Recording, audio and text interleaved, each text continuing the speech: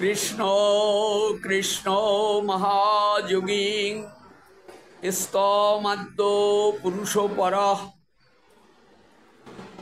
ব্যক্রাবক্তমিদং বিশ্বং রূপং তে ব্রহ্মণো বিদু।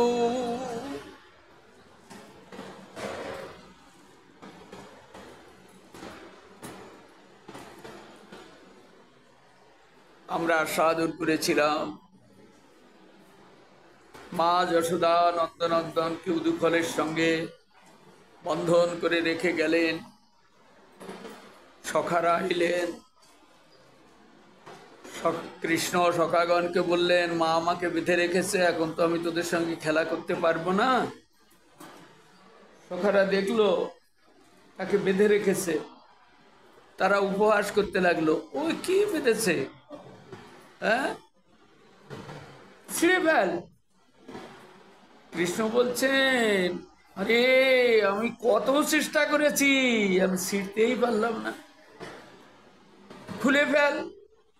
বললেন আমি খোলার চেষ্টা করেছি, যত খুলতে চেষ্টা করি তত গিঁটটা আরো শক্ত হয়ে যায়, পারলাম না। তাহলে পারিস তোরা, খুলে দে। সখারা গিয়ে তাদের সমস্ত শক্তি প্রয়োগ করেও সেই দড়িটাকে ছিঁড়তে পারলো না, এবং গিট খুলতে গিয়ে দেখে গিট যত টানাটানি করছে ততই আটকে যাচ্ছে। শ্রীরাম সুদাম দাম বসুদাম মধুমঙ্গল কিঙ্কিনী সমস্ত বালকগণ সব পরাস্ত হয়ে সব দাঁড়ালো, কানাই আমরাও পারলাম। তাহলে এখন কি করবি?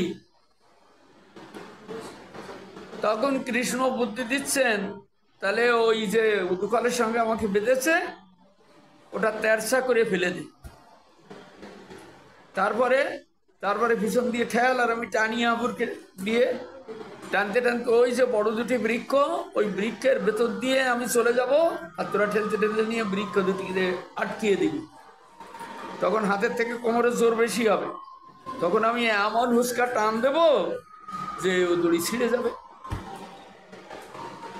সখারা শুনে বললেন, বুদ্ধিটা তো ভালোই হয়েছে, ভালো বুদ্ধি, হ্যাঁ এ সহজেই ছিঁড়তে পারবে। অত বড় দুটি বৃক্ষ তার সঙ্গে বাঁধিয়ে যদি কানাই টান দেয়, ওর গায়ে তো বল কম নয়, হ্যাঁ যদি টান দেয় এ সামান্য দড়িয়ে ছিঁড়ে যাবে। সখারা তাই করলো, গাছের সঙ্গে বাঁধিয়ে দিল, আর কৃষ্ণ উদুখলটা দুই গাছের সঙ্গে সংলগ্ন করে মাঝখান থেকে ওপারে গিয়ে মারলো এমন হুস্কা টান দিলে কি হলো, সেই বৃহৎকায় সেই প্রাচীন কালের দুটি বৃক্ষ সমূলে উৎপাটিত হয়ে, অথচ দড়ি ছিঁড়ল না, হ্যাঁ সমূলে উৎপাটিত হয়ে পড়ে গেল বৃক্ষ দুটি। আবার এখানে শাস্ত্রকার বলছেন ন শব্দম, বলছেন যে এই যে বৃক্ষ দুটি পড়লো তার কোনো শব্দ বেরোলো না, এখন শব্দ বেরোলো না, অদ্ভুত এটাই। তারা চোখের উপর দেখতে লাগলো, বৃক্ষের ভেতর থেকে দুটি দিব্য পুরুষ বেরিয়ে এলো। দুটো দিব্য পুরুষ বেরিয়ে এসে নন্দনন্দনের স্তব করতে লাগলো। আমরা আগের দিন বলেছিলাম যে জমাল অর্জুন এই দুটি বৃক্ষ, এরা কিভাবে এই বৃক্ষত্ব প্রাপ্ত হয়েছিল সে ঘটনা আমরা আস্বাদন করেছি। এইবার বৃক্ষ দুটি ভিতর থেকে দুটি দিব্য মূর্তি প্রকাশিত হয়ে করজোড়ে কৃতাঞ্জলি পুটে নন্দনন্দনের স্তব করতে লাগল। কি বলছেন? হে সর্বচিত্তাকর্ষক, হে বাললীলা বেশে উদুখল আকর্ষক। বাললীলা বেশ উদুখলকে আকর্ষণ করে টেনে নিয়ে যাচ্ছে, উদুখল আকর্ষক। হে অচিন্ত অনন্ত ঐশ্বর্য নিকেতন, অনন্ত ঐশ্বর্য নিকেতন। তুমি সর্বজগতের আদি। মানে আমরা যেগুলি দেখছি এরা ভগবানের পরশ লাভ করে দিব্য জ্ঞানের অধিকারী হয়ে গেছে সঙ্গে সঙ্গে। হ্যাঁ, তাহলে কোথায় ছিল, কি অবস্থা, আজকে সে ভগবানের স্তব করছে আর ভগবানকে বলছে তুমি সর্বজগতের আদি, প্রকৃতির অন্তর্যামী। হ্যাঁ, ব্রহ্মাণ্ডের অন্তর্যামী, সর্বজীবের অন্তর্যামী পুরুষ, সমস্ত অবতার তোমারই অংশ। আহা, কি দিব্য জ্ঞান! তত্ত্বজ্ঞ ব্যক্তিগণ এই কার্য কারণাত্মক জগৎকে তোমারই অধিষ্ঠান রূপে ধ্যান করিয়া থাকে। এই জগতে কার্যকারণ, যা কাজ হচ্ছে, যা কারণ সেটা ঘটছে, সবই তোমারই অধিষ্ঠান। হ্যাঁ,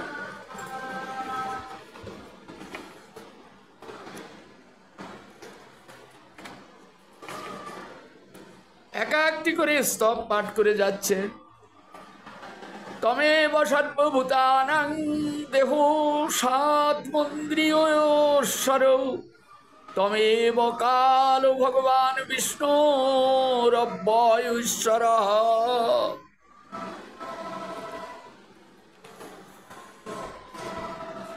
হে যশোদানন্দন, আপনি সর্বজীবের দেহ, প্রাণ, আত্মা, ওই ইন্দ্রিয়, আর কি বলবো, সবই তো ভগবান। ভগবান না থাকলে আমাদের কোন ইন্দ্রিয় কাজ করে? হ্যাঁ, সর্বজীবের আত্মা, এই কথাটাই প্রধান।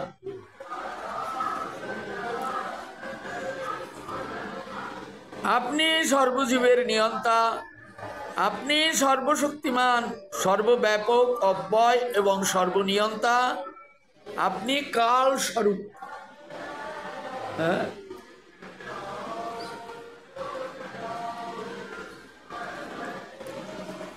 আপনি ত্রিগুণময়ী সূক্ষ্ম প্রকৃতি, আপনি সর্বদেহের সর্বাবস্থার সাক্ষী ও অধিষ্ঠান এবং পুরুষ।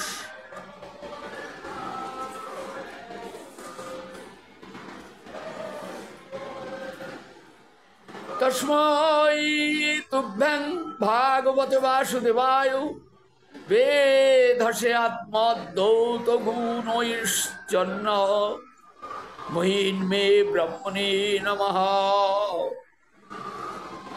আপনি মহাবৈকুণ্ঠাধিপতি নারায়ণ।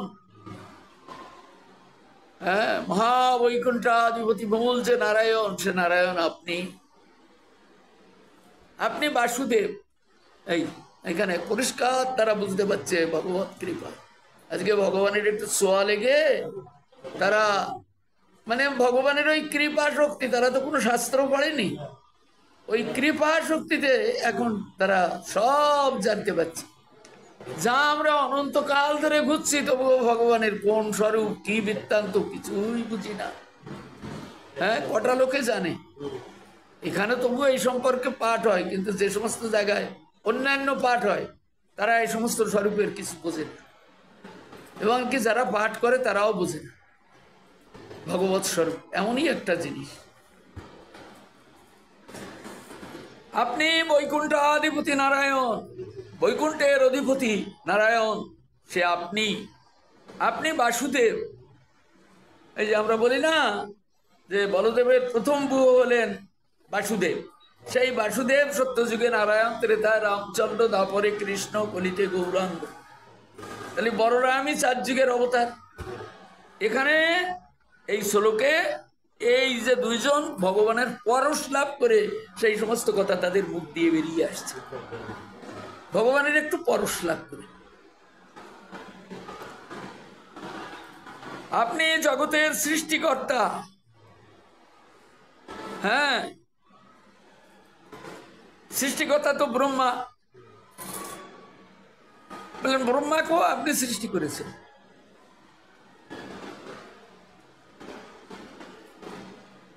আপনি আপনা হইতে প্রকাশিত, আপনাকে কেউ সৃষ্টি করে না।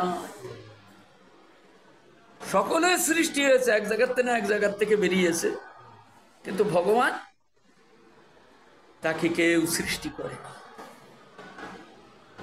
এই জন্য তিনি অনাদির আদি গোবিন্দ, সমস্ত কারণের কারণ তিনি। হ্যাঁ, মহাপ্রলয় হলেও তিনি মরেন না, তিনি সব কিছুকে ধরে নিয়ে জলের উপর দিয়ে ভেসে বেড়ান, ও এক আনন্দ তার। হ্যাঁ, আমরা আগেও আস্বাদন করেছি যে মহাপ্রলয় হলে সব মরে যায়, কিন্তু আত্মা একটাও মরে না, দেহগুলি সব মরে যায়। ওই আত্মাগুলি নিয়ে ভগবান ওই ভেসে বেড়ায়, আত্মাগুলি নিয়ে ভেসে বেড়ায়।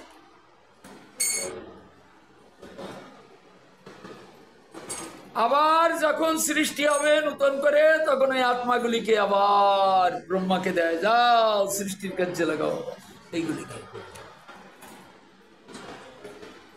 তাহলে মহাপ্রলয় কালেও তিনি এই আত্মাগুলিকে বেষ্টন করে রাখে, তার মানে আমাকেও তিনি আশ্রয় দিয়ে রাখে।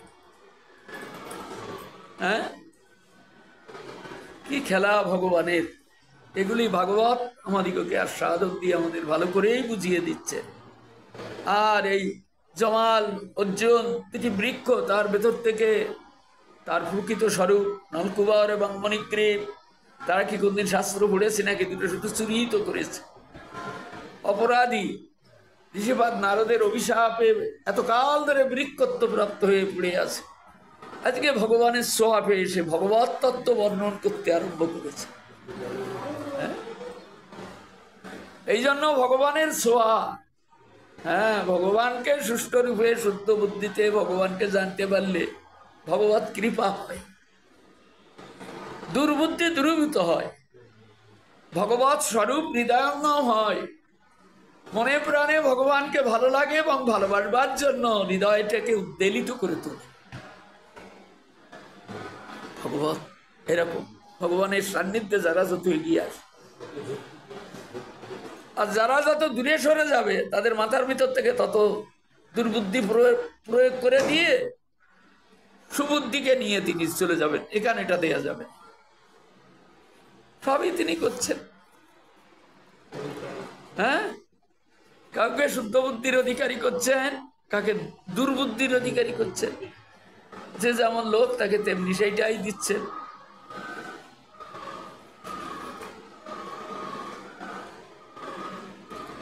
যদিও আপনার প্রকৃত শরীর নাই,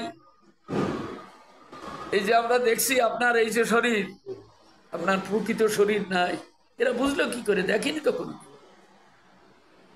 প্রকৃত শরীর নেই। এটা যদি আমরা ব্রজলীলায়ও চিন্তা করি, এই যে যে লীলা করছেন এতেও যদি চিন্তা করি, তাহলে দেখা যায় মা যশোদার কাছে তিনি ছোট্ট একটা নরবালক।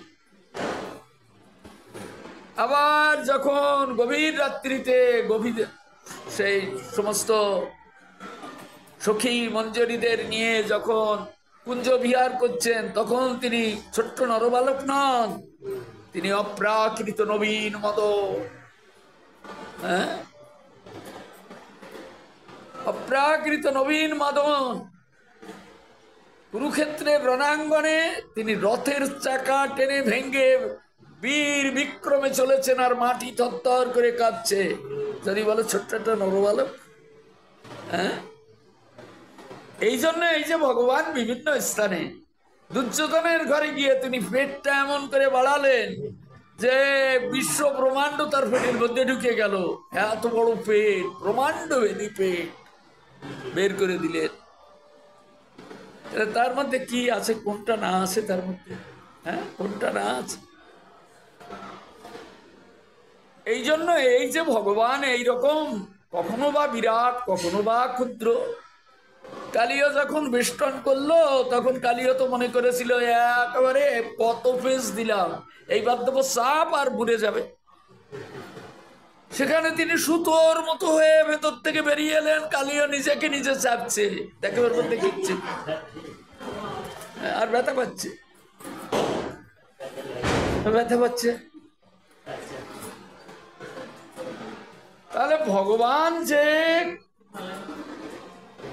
বিরাট না সূক্ষ্ম, হ্যাঁ, না ক্ষুদ্র, কোনটি তুমি চিন্তা করবে? তুমি যেটি চিন্তা করবে ভগবান ঠিক তেমনি তেমনি। যে শত্রু মনে করে তার কাছে তিনি শত্রু, যে মিত্র মনে করে তার কাছে তিনি পরম মিত্র। হ্যাঁ, পরম মিত্র।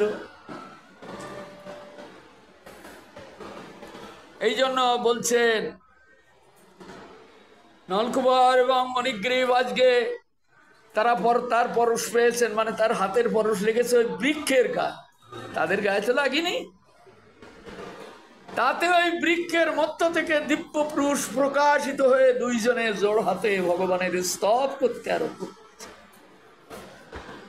কত জ্ঞান তাদের! প্রতিটি কথা যেন শাস্ত্রের, বিভিন্ন শাস্ত্রের সূক্ষ্ম বুদ্ধির সঙ্গে মিলিয়ে কথাগুলি স্পষ্ট রূপ। হ্যাঁ, এরকম ভাবে কথা বলা, কত শাস্ত্র পড়তে হয় তবে।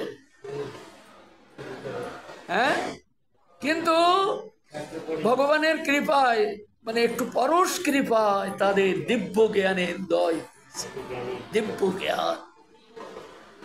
আর যে কথাগুলি বলছে সে একবারে পূর্ণ যুক্তি ময় কথা, যা আমরা শুনি বলি কিন্তু মনে ধরে না, আবার ভুল পথে চলি, কিন্তু তারা দিব্য জ্ঞানের কথা বলছে।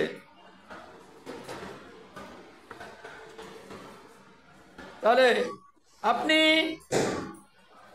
বৈকুণ্ঠাধিপতি নারায়ণ, আপনি বাসুদেব, আপনি জগতের সৃষ্টিকর্তা, আপনা আপনা হইতে প্রকাশিত সত্যাদি ত্রিগুণ, সত্য রজতম তিন গুণ আপনার থেকে সৃষ্টি।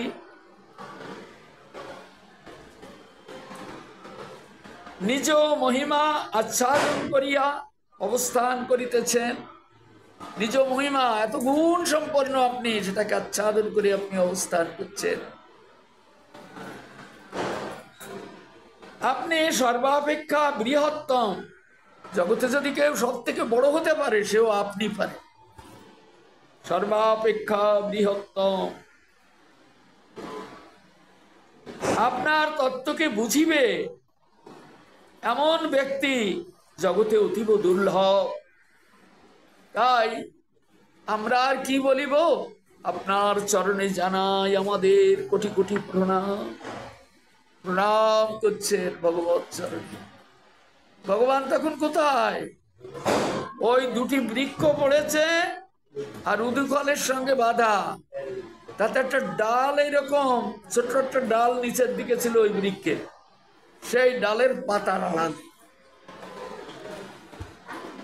হ্যাঁ, সেই পাতার আড়ালে সেইখানে নন্দানন্দ হামাগুড়ি দিচ্ছে, আর ওরা এত বিরাট স্তব করে চলেছে। হ্যাঁ, যদিও আপনার প্রাকৃত শরীর নাই, তথাপি আপনার অলোক সাধারণ পরমাদ্ভুত কার্যাবলী দেখিয়া মৎস্য কুর্মাদি রূপে আপনার অবতারের ইঙ্গিত পাওয়া যায়। হ্যাঁ, এই যে মৎস্য কুর্ম, এরা যেমন পৃথিবীর ভারকে ধারণ করতে পারে, পৃথিবীর ভার, হ্যাঁ, ব্রহ্মাণ্ডের ভার ধারণ করতে পারে, তাই বলছেন এইগুলি আপনার, আপনি এই মৎস্য কুর্ম বরাহ যত যত অবতার, এরা সব আপনারই অংশ। আপনা হইতে তাহারা উৎপত্তি হয়েছে, তাহারা পৃথিবীর ভার ধারণ করেন আপনার অংশ হইয়া। তাহলে আপনি কত বড়, কত বিরাট!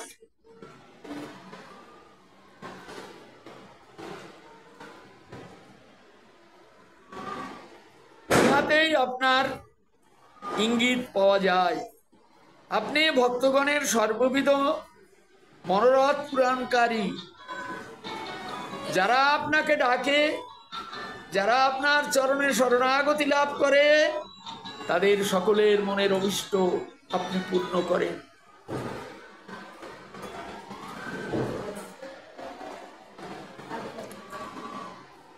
এবার আপনি সর্বজগতের ঐহিক ও পরলৌকিক মঙ্গল বিধানার্থে পূর্ণরূপে অবতীর্ণ হইয়াছে। এইবার জগতের মঙ্গলের জন্য আপনি পূর্ণরূপে আপনি এসে অবতীর্ণ হয়েছেন। আপনি এবার অংশরূপে নন, সেটাও বুঝতে পেরেছে। হ্যাঁ, পূর্ণরূপে অবতীর্ণ হইয়াছে। আনু জানিহীন ভুবং স্তবানুচরু কিঙ্করৌ দর্শনাং নো ভাগবত ঋষের আশীদনুগ্রহা।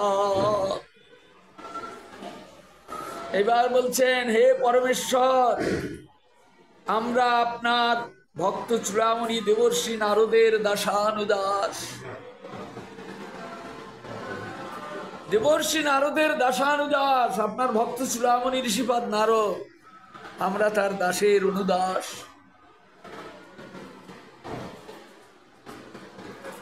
আমাদের প্রতি কোন সেবার আজ্ঞা প্রদান করুন। এখন আপনার কোন সেবা করব? হে পরম দয়ালু, দেবর্ষি নারদের কৃপাতে আমরা মহা অপরাধী হইয়াও আপনার চরণ দর্শনের সামর্থ্য হইয়াছি। ঋষিপাদ নারদের অপার করুণায় আজ মহা অপরাধী আমরা, এই দুইজন মহা অপরাধী হয়েও আজকে ঋষিপাদ নারদের কৃপায় আপনার চরণ দর্শন করতে পারছি।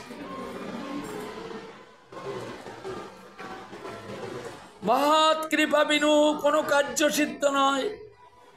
কৃষ্ণ ভক্তি দূরে রহু, সংসার না যায় ক্ষয়। চৈতন্য চরিতামৃতে কৃষ্ণদাস কবিরাজজি লিখেছে, এই যে ভগবত প্রাপ্তি, এটা সাধারণ নয়। ভগবতের কৃপা, ভাগবত সম্পর্কে বোঝা, তার আদর্শকে হৃদয় মন্দিরে অনুসরণ বা অনুধাবন করা, সবই মহতের কৃপা।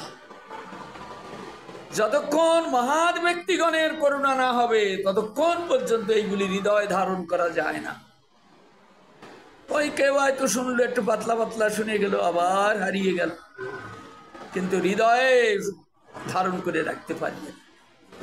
পারতে গেলে সেখানে চাই মহৎ কৃপা। হ্যাঁ, তাই বলছেন, মহৎ কৃপা বিনু কোনো কার্য সিদ্ধ নয়। কোনো কাজ শুদ্ধ রূপে হবে না মহতের করুণা ছাড়া। কৃষ্ণ ভক্তি দূরে রহু, সংসার না যায় ক্ষয়। কোথায় কৃষ্ণ ভক্তি? সংসার সংসার করেই তো দিন চলে যাচ্ছে। হ্যাঁ, শুধুই সংসার সংসার, আমার এটা হলো না, ওটা হলো না, এটা করতে হবে, ওটা করতে হবে। হ্যাঁ, সংসারের আর সার খুঁজে পাওয়া যায় না। এ ক্ষয় আর হয় না, সংসার না যায় ক্ষয়। কিন্তু মহান ব্যক্তির করুণা যদি কোনোদিন হয়, সেদিন দেখবে সংসারের প্রতি আকর্ষণ আর থাকে না। মনে হবে এটা একটা তুচ্ছ জিনিস, কিছুই নয়। কে কার পুত্র, কে কার কন্যা, কোনটি কার গাড়ি, কোনটি কার বাড়ি, কোনটি কার টাকা, যাওয়ার বেলায় সব ফেলে দিয়ে শূন্য হাতে বিদায়।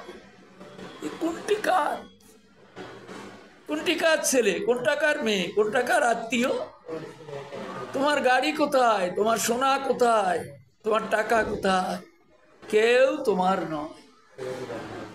এটা মহৎ কৃপা হলে তখন তার অনুভব হয়।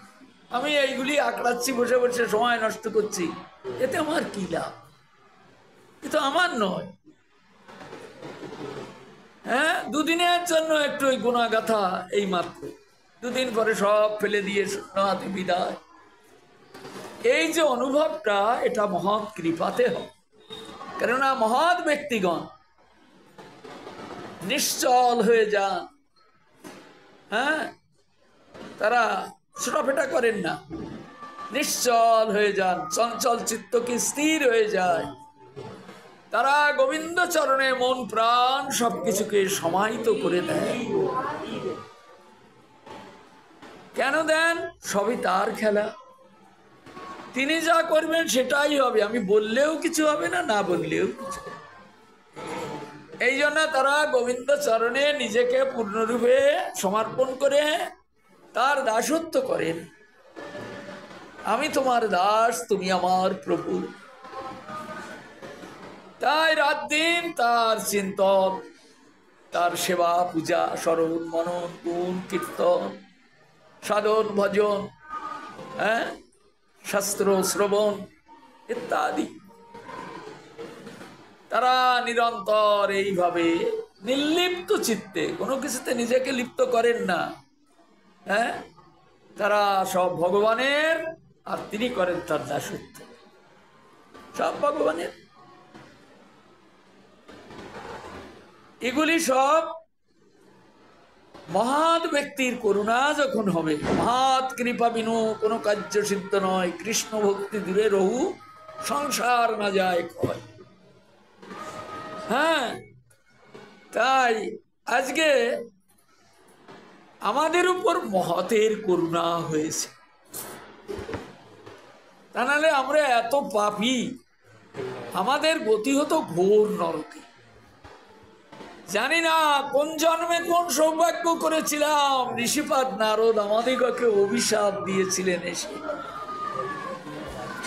এই অভিশাপ নয়, এ যেন তার পূর্ণ আশীর্বাদ। কেননা তিনি যদি অভিশাপ দিয়ে বৃন্দাবনে না পাঠাতাম, কোনোদিন বৃন্দাবনে যেতাম না, থাকতাম ওই স্বর্গের কোন জঙ্গলে পড়ে। তিনি আশীর্বাদ করেছিলেন বলে আজকে বৃক্ষ হয়ে বৃন্দাবনে গেছি। যদি কোনো অন্য কোনো জীবজন্তু হয়ে যেতাম তাহলে হয়তো ছোটাছুটি করে বেড়াতাম, কিন্তু বৃক্ষ হয়ে বৃন্দাবনে গিয়ে মহাতের এমন কৃপা, একবার যে অঙ্গনে ভগবান এসেছেন তার দরজায় আমরা দাঁড়িয়ে আছি আজ 10,000 বছর, তার দরজায় দাঁড়িয়ে আছি। আর শুধু দাঁড়িয়ে আছি, তাকে আমরা আরাধনা করেছি, আমাদের ডালপালাগুলি ঊর্ধ্বগামী করে তাকে ডেকেছি, হে প্রভু তুমি নেমে এসে কৃপা করে একবার আমাদের পরশ করো, কেননা তোমার পরশ ছাড়া আমরা এখান থেকে উদ্ধার লাভ করতে পারবো, উদ্ধার হতে পারবো। তাই আজ তুমি এসে আমাদিগকে পরশ করেছ। এটা কি আমাদের সৌভাগ্য? আমাদের কোনো কালো এমন সৌভাগ্য আমাদের হতো না যদি অহেতুকী ভাবে ঋষিপাদ নারদ আমাদের কৃপা করে এই বৃন্দাবনে না পারে। এই জন্য আজ 10,000 বৎসর ধরে ব্রজ ভজন করছি, ব্রজে তুমি আসবে সেই প্রতীক্ষায়। তাহলে এগুলি মহাতের কৃপা।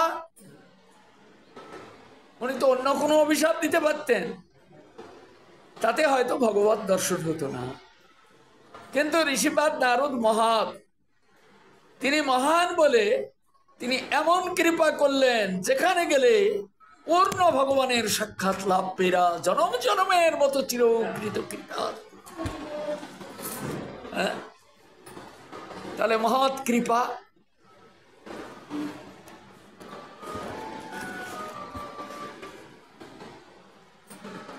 এইবার বলছেন যে মহৎ কৃপা লাভ করে, মহৎ কৃপা লাভ করে আমরা বৃন্দাবনে বাস করে আজ আপনার দর্শন পেয়েছি।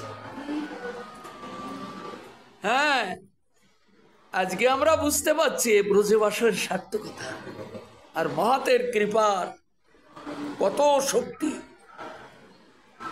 তাই বলছেন বাণী গুণানুকথনে শ্রবণৌ কথায়াং হস্তৌচ কর্মসু মনস্তব পাদ স্নর্ণা শ্রিতাং শিরস্তব নিবাসু জগৎ প্রণামে দৃষ্টি শতাং দর্শনে অস্তু ভগবত নুনাম।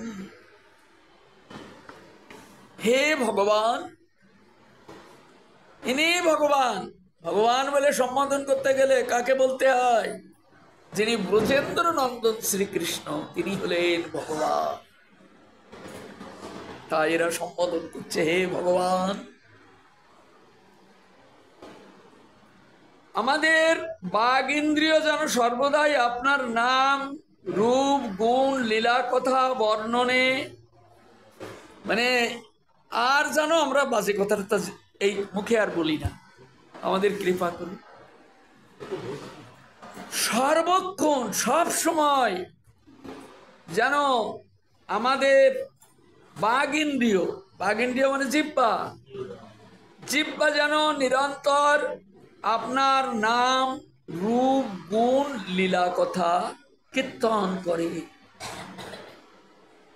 কান দুটি যেন আপনার পরমানন্দময় গুণ গাথা কীর্তন এসে প্রবিষ্ট হয়ে মনকে পরমানন্দে বিভোর করে।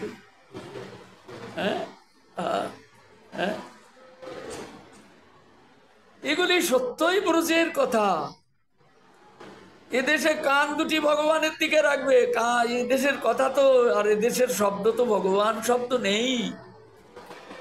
খিস্তি খাস্তা যাচ্ছে তাই কথা, আলোপন ইত্যাদি, সেইগুলি আমাদের কান দুটিতে প্রবেশ করে। তারা বলছেন ওই রকম জগতে যেন আজ জন্ম না হয়। এমন জায়গায় জন্ম হবে নিরন্তর এই জিহ্বা দুটি আপনার রূপ, গুণ, লীলা, মাধুরিমা গুণ কীর্তন করে পরমানন্দে বিভোর হয়ে থাকে। আর বাগ ইন্দ্রিয়তে এগুলি হবে।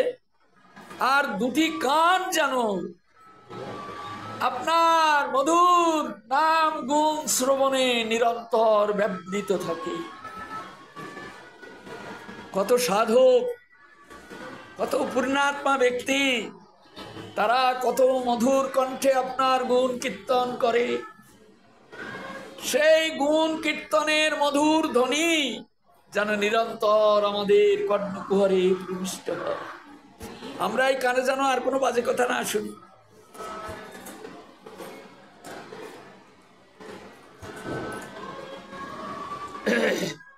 আমাদের কর্মেন্দ্রিয় যেন সতত আপনার সেবা কার্যে নিযুক্ত থাকে। কর্মেন্দ্রিয় যেমন হাত পা যা দিয়ে কাজ করি, এই হাত পা যেন অন্যদিকে না যায়, সব সময় এই হাত পা যেন আপনার সেবার কার্যে নিযুক্ত থাকে সব সময়। ভগবানের সেবা আমি পারবো না, এরকম বাক্য যেন কখনো মুখে না আসে।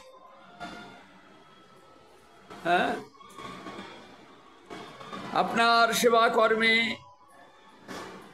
আমাদের মন যেন হস্ত, পদ ইত্যাদি ইন্দ্রিয়গুলি সবসময় যেন আপনার কর্মে নিযুক্ত থাকে। আমাদের মন যেন নিরন্তর আপনার স্মৃতি স্মরণ রাখে, মনের মাঝে যেন আপনার স্মৃতি সবসময় স্মরণ পথে থাকে, মন যেন কখনো ভুলে না যায়। আমাদের মস্তক যেন আপনার নিবাস স্বরূপ জগতের নিকটে সর্বদা নত থাকে। আপনার নিবাস স্বরূপ এই জগৎ, তাই আমাদের মাথা যেন এই জগতের ভক্তদের চরণে, আপনার চরণে, আপনার বিগ্রহের চরণে, আপনার সম্বন্ধযুক্ত যা কিছু আছে সকলের চরণ কমলে যেন মাথাটা নিয়ে পড়ে থাকে।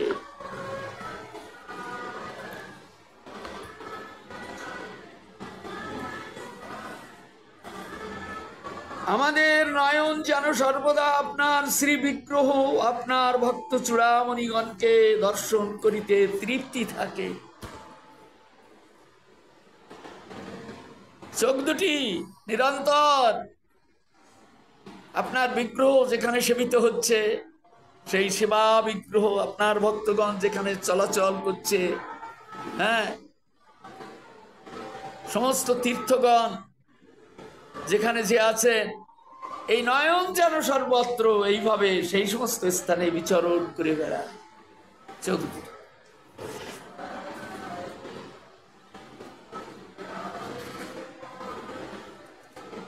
এইভাবে নয়নের জলে নলকুবর এবং মণিগ্রীব ভগবানের স্তব করছেন, আর চোখ দিয়ে জল, শুধু মুখের কথা, চোখ দিয়ে টলমল করে জলধারা প্রবাহিত হচ্ছে। হ্যাঁ, এর নাম ভগবত দর্শন।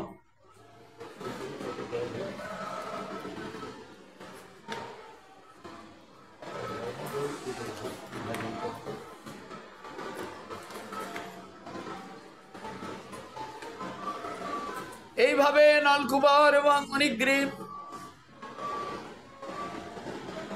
তাদের সব কিছু ইন্দ্রিয়, প্রাণ, দেহ, শরীর, যা কিছু সব কিছু ওই নন্দনন্দনের চরণ কমলে সমর্পণ করে যেন চোখের জলে বক্ষ প্লাবিত হয়ে যাচ্ছে। খাচ্ছে দুইজন, আপনার দেখা পেয়েছে। ভগবত দর্শন এই প্রকার। হ্যাঁ, দেখবেন স্বাভাবিক বসে আছি, হাঁটি ঠাট্টা করছি, ভগবানের কথা বললেও এটা আত্মগ্রাহী হচ্ছে না। কিন্তু ভগবানের কথা সাধু মুখে শ্রবণ করতে করতে ভগবানের রূপ, গুণ, লীলা যদি অন্তরের অন্তঃস্থলে যদি প্রবেশ করে, তখন দেখবে নয়নে আসে জল। তখন বাইরের স্মৃতিটাকে আমরা হারিয়ে ফেলে দিয়ে ভগবত চিন্তনে বিমুক্ত চিত্ত যেন একবারে গোবিন্দচরণ পাওয়ার জন্য লালসান্বিত হয়। তখন ভগবানের করুণা শক্তি ঢেলে পড়ে। করুণা, এই হাসি ঠাট্টার মধ্যে তার কৃপা নেই। এই জন্য একান্ত চিত্তে ভজন, এই জন্য ভজনটা একান্ত চিত্তে, লোকজন নিয়ে ভজন সাধন হয় না। এক একজনের এক এক রকম বুদ্ধি, তো ওর মধ্যে ভজন সাধন হয়।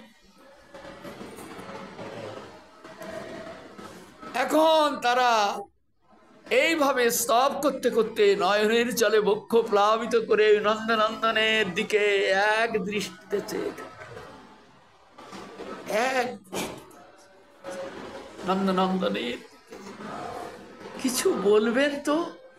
হ্যাঁ, এইবার শ্রী ভগবান উবাচ, তখন ভগবান বলছেন, হ্যাঁ, এরকম অবস্থায় যখন ভক্ত একান্ত চিত্তে গোবিন্দচরণ কমলে সমাহিত হয়ে যায়, তখন ভগবান কি বলেন সেইটাই আমরা এখন কি বলছেন তাহলে? জাতং মম পুরুষই বৈ তদৃশেনা করুণাত্মনা যদ্রে মদান্ধয় বাগ ভীবীর ভ্রংশ অনুগ্রহ কৃত।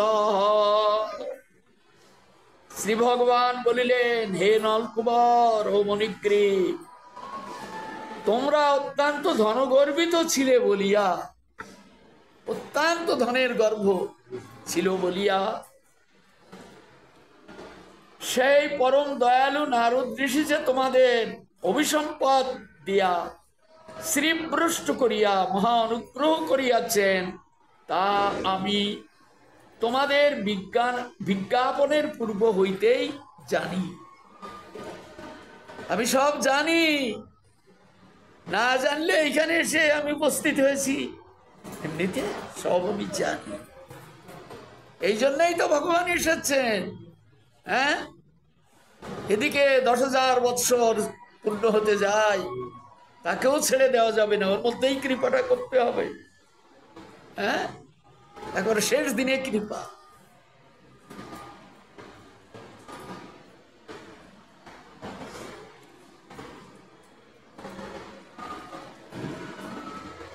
সূর্যোদয় হইলে যেমন নয়নের আধার ছুটিয়া যায়, সেইরূপ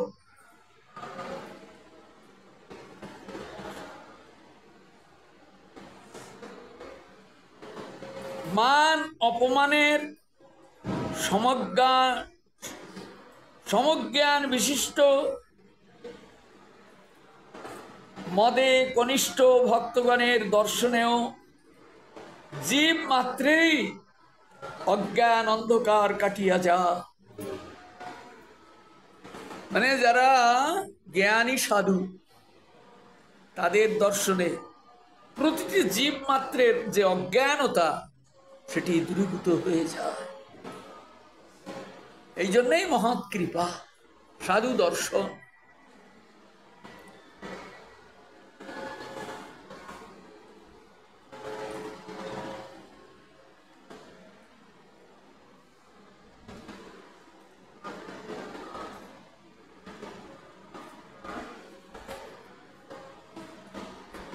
তদ্গচ্ছতং মত পরমৌ নলকুবর সাধনম সঞ্জাত মই ভাব বামিপসিত পরমহববৎ। অতএব হে নলকুবর এবং মণিগ্রীব, তোমরা আমার চিন্তা করিতে করিতে স্বস্থানে চলিয়া যাও। তোমরা যেখানে ছিলে আমার চিন্তা করতে করতে সেই স্থানে চলিয়া যাও। নারদের কৃপায় তোমরা আমাতে রতি লাভ করিয়াছ। ভগবান বলছেন তোমাদের আর সংসার পতনের ভয় নাই। আমি তোমাদিগকে অভয় প্রদান করিলাম, আর ভয় নাই, ভয় নাই।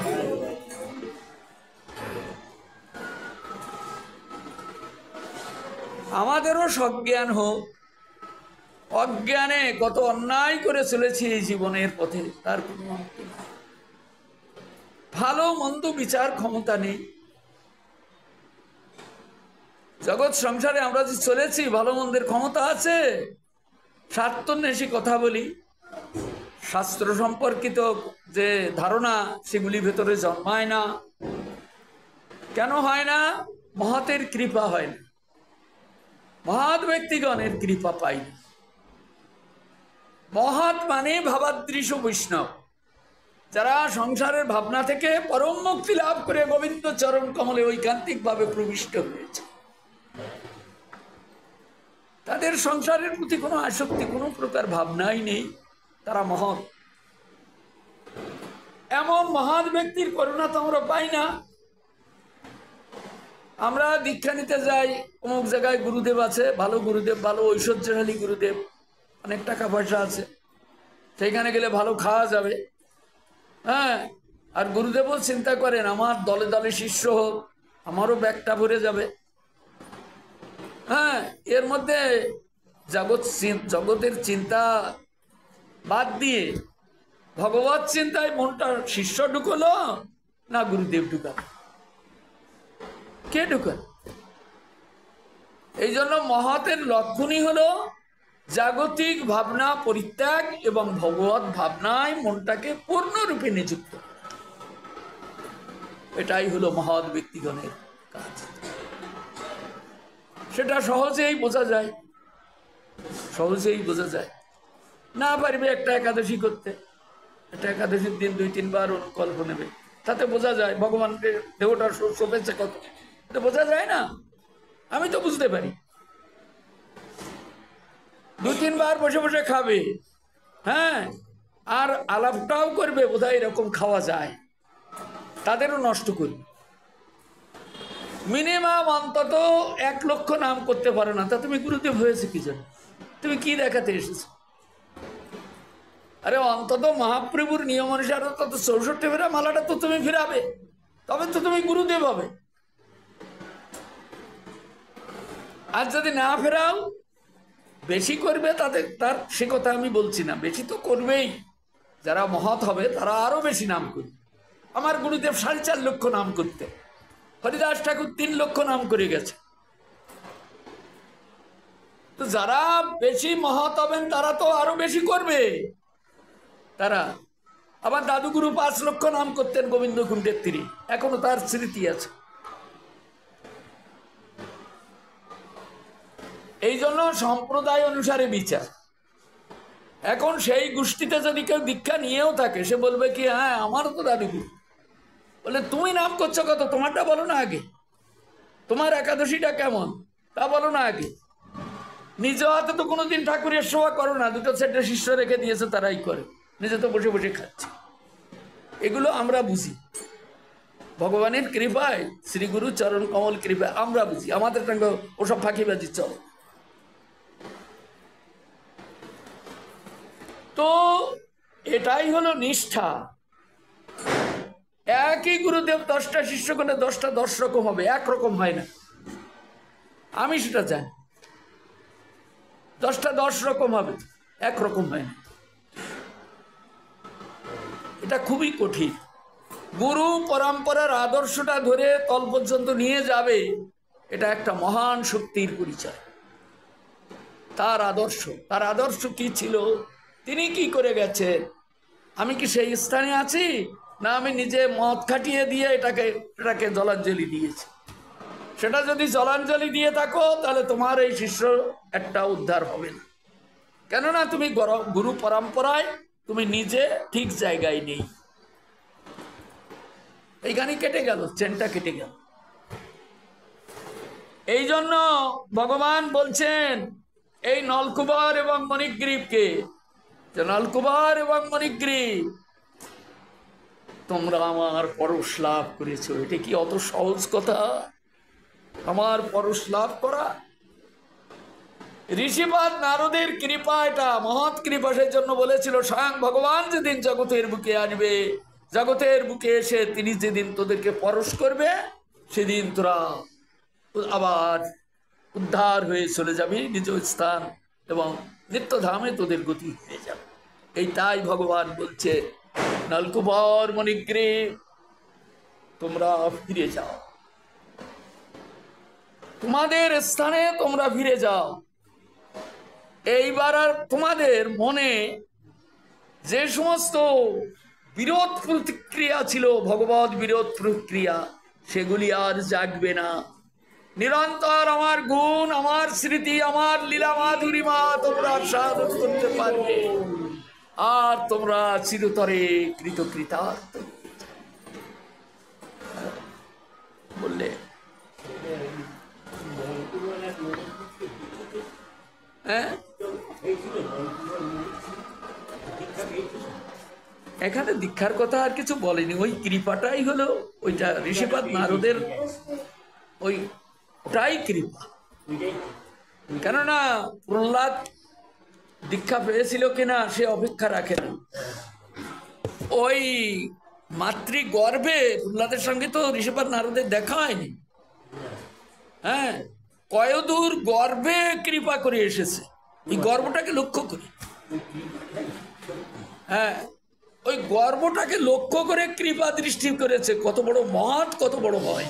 হ্যাঁ, তাতে প্রহ্লাদ জন্ম থেকেই হরিনাম করে, আর সারা বেশি হরিনাম তার বাবার এত বড় অসুর হয়ে তার বিন্দু মাত্র ক্ষমতা। তাহলে মহতের কৃপাটা কি জিনিস। হ্যাঁ, এই জন্য এই ধরনের মহৎ ব্যক্তি এখন জগতে দুর্লভ। এ কলিযুগ যত এগিয়ে আসবে ততই আরো দুর্লভ হবে। এখনো যদি আমরা দু চারজনের কথা বলি, দু চারজন দেখতে পাই, কিন্তু এরপরে দেখতে পাবো কিনা এটা সন্দেহ আছে। হয়তো দুচোখে দেখাই যাবে। হ্যাঁ,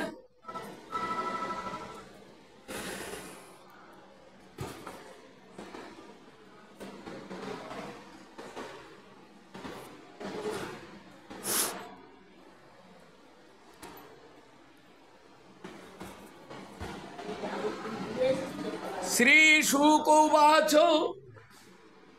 এই ফোনটা ফেলে দাও। শুক উবাচ চতুক্তৌ তৌ পরিক্রম প্রণম্য চ পুনঃ পুনঃ বদ্ধলু খলো মামস্ত্র জগমতু দিশো মুত্তরাম। এখন সুপ্রনিপাত বলছেন, এই যে কথাবার্তাগুলি হয়ে গেল, এখন সুপ্রনিপাত বলছেন ভগবানের এই কৃপাদেশ পাইয়া নলকুবর ও মণিগ্রীব সেই উদুকলে আবদ্ধ ভগবানকে পরিক্রমা এবং পুনঃ পুনঃ প্রণাম করতে লাগলেন। ভগবানকে পরিক্রমা করতে লাগলেন এবং পুনঃ পুনঃ প্রণাম করতে লাগলো ভগবানের চরণ কমলে এবং তাহার অনুমতি লইয়া উত্তর দিক স্থিত নিজ ভবনের উদ্দেশ্যে গমন করিলে। তাদের নিজ ভবন কোথায়? কৈলাস পর্বত, বাবা ভোলানাথ যেখানে আছে তাদের উদ্দেশ্যে গমন করতে লাগলো। হ্যাঁ,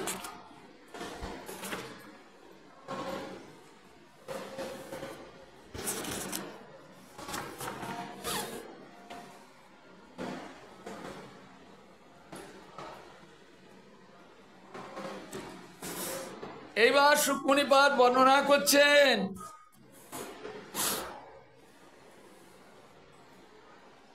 ভগবান অনন্ত শক্তি নিকেতন,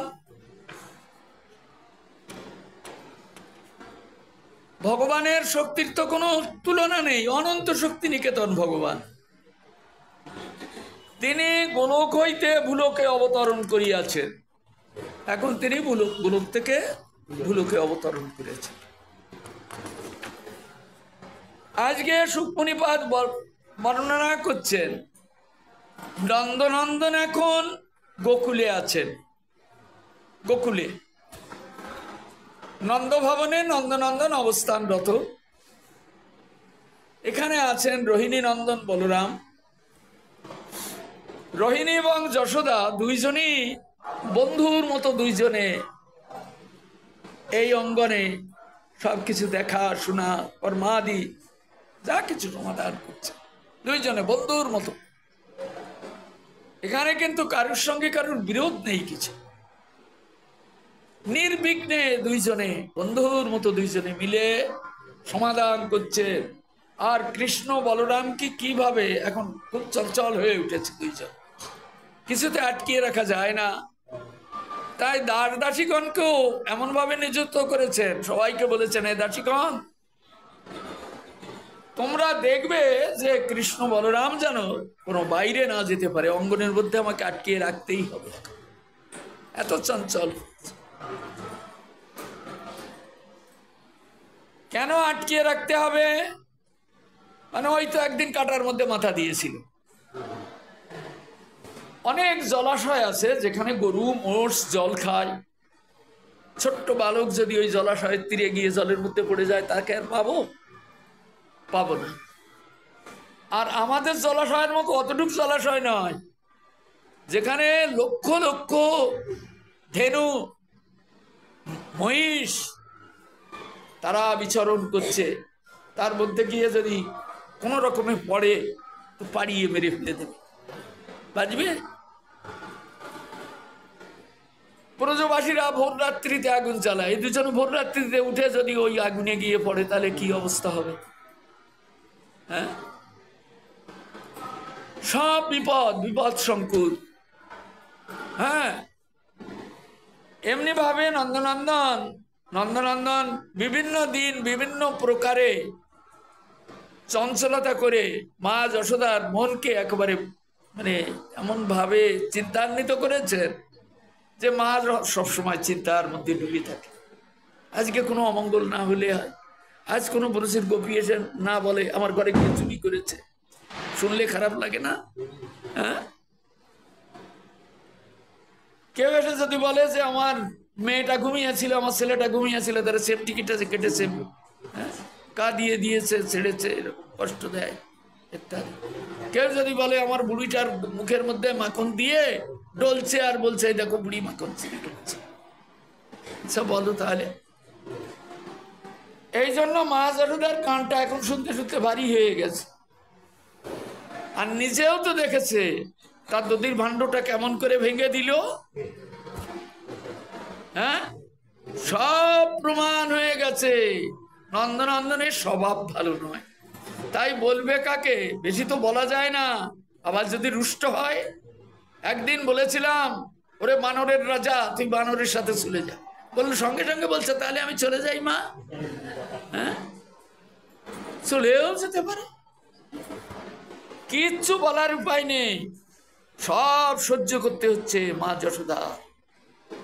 তাই আজকে কি করেছে, নন্দনন্দনকে সকাল বেলায় সুন্দর করে শৃঙ্গার করেছে। শৃঙ্গার করা কাকে বলে? মাথা চুল আছড়ে দিয়েছে, আছড়ে দিয়ে এরকম করে ঝুটি বেঁধে দিয়েছে, তাতে আবার ফুলের মালা দিয়ে পেঁচিয়ে দিয়েছে। কেমন দেখা যাচ্ছে? কর্ণে দোদুল্যমান কুন্তল দুলছে, গলায় বৈজয়ন্তীর মালা, হাতে বলয়, কোটিতে কিঙ্কিনি বাজ্যের অনুঝনু করে, চরণে নূপুর, পীতবাস পরিহিত ছোট্ট পিত্ত রঙের কাপড়, আর বলরাম নীল বসন পরিহিত, দুইজনকে যশোদা এবং রোহিণী সুন্দর করে সাজিয়ে দিয়েছে। হ্যাঁ, এরকম করে দুইজনকে প্রতিদিন এমনি করে সাজিয়ে দেয়। হ্যাঁ, আর অঙ্গনের মধ্যে যখন চলে যায়, ওদিকে এক ঝাঁক ব্রজের বালক তারা সব চলে আসে, সব মিলেমিশে এমন খেলায় উন্মত্ত হয়, ডাকলেও আর কোনো সাড়া দেয় না। যতই ডাকো, গোপাল তোমার ক্ষুধা পেয়েছে, এখন খেলা বন্ধ করে একটু এসে খেয়ে যাও, কে কার কথা শুনে? ডাক কানের মধ্যে পৌঁছায় না, খেলায় এত উন্মত্ত হয়ে যায়।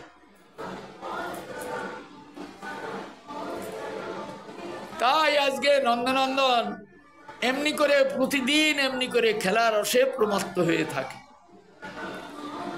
আজকে ভোরবেলায় নন্দনন্দন একাকী অঙ্গনের মধ্যে গেছে, একা, কেউ আসেনি, বলরামও যায়নি, লুকিয়ে লুকিয়ে একা অঙ্গনের মধ্যে চলে গেছে। ভোরবেলা অঙ্গনের মধ্যে গিয়ে কি করছে? আজকে একটা অভিনব লীলার আস্বাদন দিয়েছেন সুকমণিপা। এই অগ্রহায়ণ মাস থেকে ধান ঢুকতে শুরু করে নন্দ ভবনে, আর নন্দরাজার কত ধানের জমি, আর বিরাট চত্বরের মধ্যে শুধু ধান এসে পড়তে থাকে, মাঠ থেকে ধান, ওই যে শকট আছে, শকট ভর্তি ভর্তি ধান এসে পড়তে থাকে।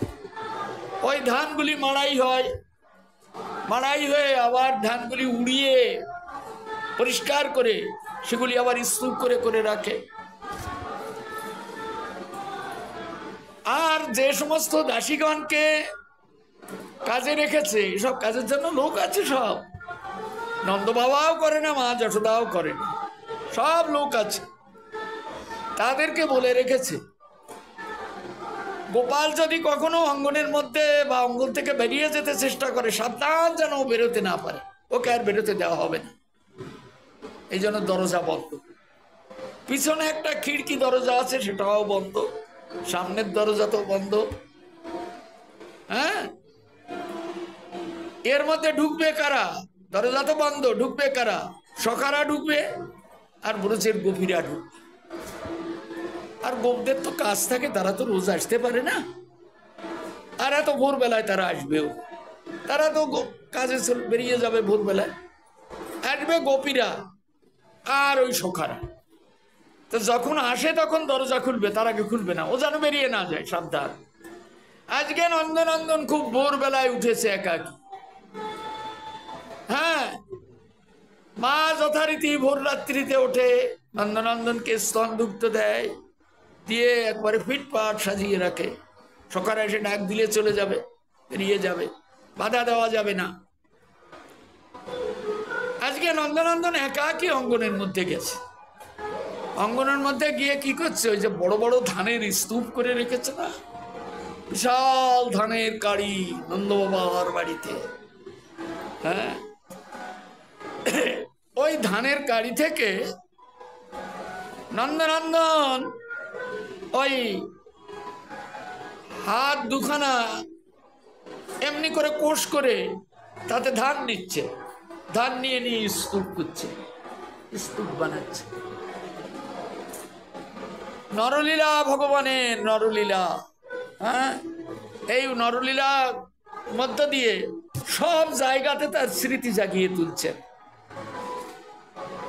তারা ধান চাষি, তাদেরও যত মনে থাকে, সেজন্য যেন এই লীলার অবতারণা করেছে।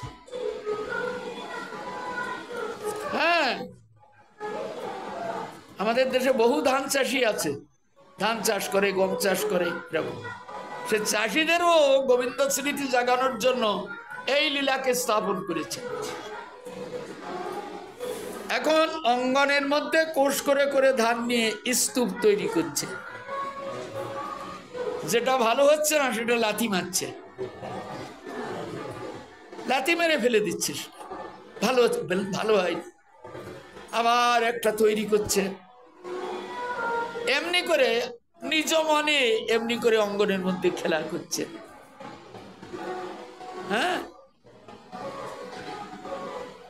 এখন নন্দনন্দনকে কেউ দর্শন করতে আসেনি, এখন কেউ আসেনি, সখারাও এখনো আসেনি। তাহলে কেমন সময়? ভোর বেলা।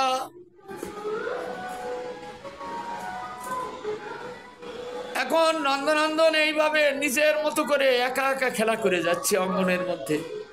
দাসীরা দেখছে সব, অঙ্গনের মধ্যে থেকে বেরোতে না পারে। মা বারণ করেছে যেন অঙ্গনের মধ্যে থেকে না বেরিয়ে যায়। নন্দনন্দন এমনি করে খেলা করছে আনমনা হয়ে, আর দাসীরা নিজের কাজ করছে আর বলছে কি না না, আনমনা হয়ে খেলা করছে, একা একা খেলুক, খেলে যা। তার খেলায় বাধা দেবে কে? খেলে যাক। এখন এই যে খেলা করছে, খেলা করতে করতে একটা কণ্ঠস্বর ভেসে এলো দূর থেকে,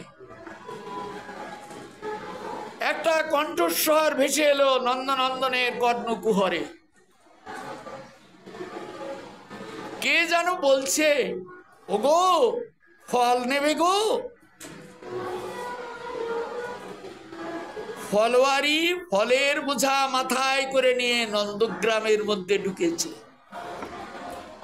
ফলওয়ারি, তার মাথায় ফলের বোঝা, পাকা পাকা বিচিত্র বিচিত্র সুমিষ্ট সুস্বাদু ফল তার ওই ছোড়ার মধ্যে। নন্দনন্দন মনে করছেন যে ওরে ফল নেবে গো? উত্তর দিচ্ছেন, উত্তর দিচ্ছেন, তুমি আমার কাছে এসো, আমি সমস্ত ফলের ফল আমি গ্রহণ করব, সমস্ত ফল আমি গ্রহণ করব। কেননা আমাদের কর্মফল সবই তো তিনি গ্রহণ করেন, তিনি ফল দাতা। ফলের বিনিময়ে যেমন কর্ম করব, সেই ফল বিনিময়ে যা প্রাপ্য তা তিনি দেন। হ্যাঁ, এই জন্য ডাকছে, ওগো ফল নেবে গো? নন্দনন্দন চকিত হয়ে শুনছেন কে ডাকছে। উনি ওইখান থেকে কণ্ঠস্বর করছেন,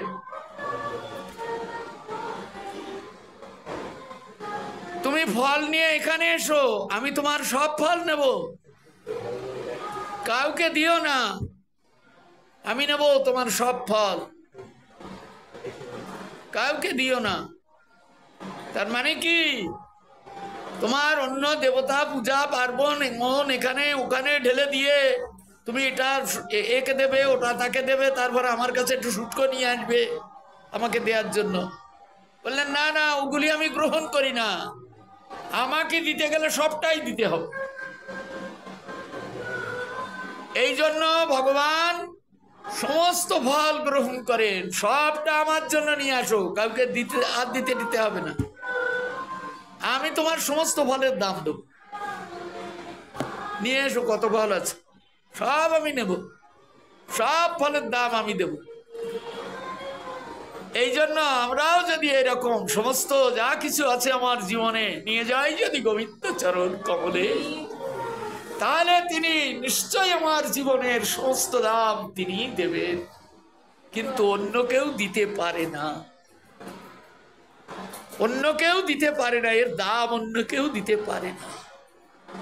আমরা ভ্রমক্রমে নির্বুদ্ধিতায় আমরা এর কাছে যাই, তার কাছে যাই, তারা কিন্তু কিছুই দিতে পারে না।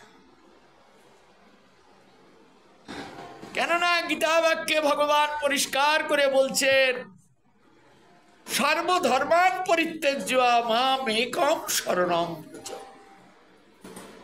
সব ছেড়ে কেটে দিয়ে শুধু আমার একার কাছে এসো, আমার একার কাছে। অহং ত্বাং সর্বপাপেভ্যো মোক্ষয়িষ্যামি মা শুচি। আমি তোমার জীবনের সমস্ত পাপ তাপ দূর করে দিয়ে তোমাকে আমি মুক্তি দিয়ে নিত্য আনন্দময় ধামে নিয়ে যাব। তুমি আর কারোর কাছে যাবে না। আমি তোমার সব পাপ নেব। আবার আর কারোর কাছে গিয়ে তুমি কেন শুধু শুধু তাকে বলবে আমার এইটা তুমি নাও, আমাকে কৃপা করো? আরে কৃপার মালিক আমি, আমার কাছে এসো। তাই ভগবান ডাকছেন, ওগো ফল বিক্রয়িনী, তোমার ফল আর কাউকে দিতে হবে না, তুমি আমার কাছে নিয়ে এসো, আমি তোমার সমস্ত ফল নেব, সমস্ত ফলের দাম দেব। হ্যাঁ, আবার ফল, ওগো ফল নেবে গো। কণ্ঠস্বর যেন আরো কাছাকাছি এসেছে। নন্দনন্দন মনে করছেন ও তো রাস্তা দিয়ে যাচ্ছে, ও তো রাস্তা দিয়ে চলে যাবে। আমি যদি এই অঙ্গনের মধ্য থেকে ডাকাডাকি করি, ও তো চারিদিকে দরজা বন্ধ করে, ও তো অঙ্গনের মধ্যে প্রবেশ করবে না, আর ফলও আমার নেওয়া হবে না। হ্যাঁ, আমি যে সবার ফল আমি নিতে এসেছি, সেটা তো আমার হবে না। তাই নন্দনন্দন কি করেছে, চকিত ভাবে তিনি সবার দিকে তাকাচ্ছেন, দেখি দাস দাসীরা কোথায়, কি অবস্থায় আছে। আবার মাকে ডেকে যদি বলে দেয়, তাহলে মা এসে আমাকে ধরে নিয়ে যাবে। সেই জন্য দেখছে সবাই যার যার কর্মে নিযুক্ত আছে। নন্দনন্দন এগিয়ে যাচ্ছে। নন্দনন্দন দরজার দিকে, খিড়কি দরজার দিকে, পিছনের রাস্তায় ডাকছে ফল বিক্রয়িনী, এগিয়ে যাচ্ছে। এখন এগিয়ে যাওয়ার সময় চরণের নুপুর বাজছে, ঝুমুর ঝুমুর করে চরণের নুপুর বাজছে। মা এত ভালো নুপুর পরিয়ে দিয়েছে কেন, এত বাজনা বাজে কেন? কোনো দিক যেতে গেলে যাতে শব্দ হয়, আর আমি টের পাই, আর আমি গোপালকে ধরতে পারি। হ্যাঁ, এটাও তার ইচ্ছা। এই জন্য নুপুরগুলি চরণে বেজে বেজে উঠছে, ওই যে এগোচ্ছে বেজে বেজে উঠছে। নন্দনন্দন বলছেন, এই বাজিস না এখন। নুপুরগুলি বলছে, আমি তোমার কথা শুনবো না, আমি তোমার নই, আমি মায়ের। মানে আমি বেজে বেজে মাকে বলে দেব তুমি অঙ্গনের বাইরে যাচ্ছ। ভগবান বলছেন, ও আমার সঙ্গে চাতুরি, হ্যাঁ রাখ, তোকে আমি মুখ করে দিচ্ছি, মানে তুই বাজতে না পারিস। তাই টেনে তুললেন উপরের দিকে। নুপুর যদি হালকা না থাকে তো বাজতে পারে, তা উপরের দিকে তো মোটা, এমন জায়গায় টেনে তুললেন আর নুপুরের আর শব্দ হচ্ছে না।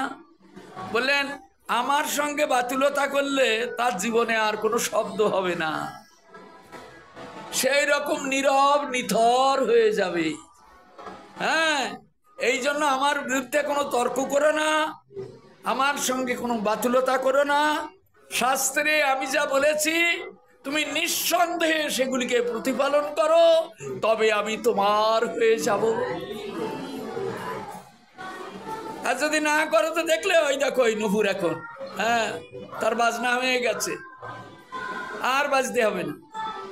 এখন নন্দনন্দন চলছেন শব্দ না করে নীরবে, আর দেখছেন দাসীরা সব কর্মে নিযুক্ত আছে, আমার দিকে কেউ তাকাচ্ছে না।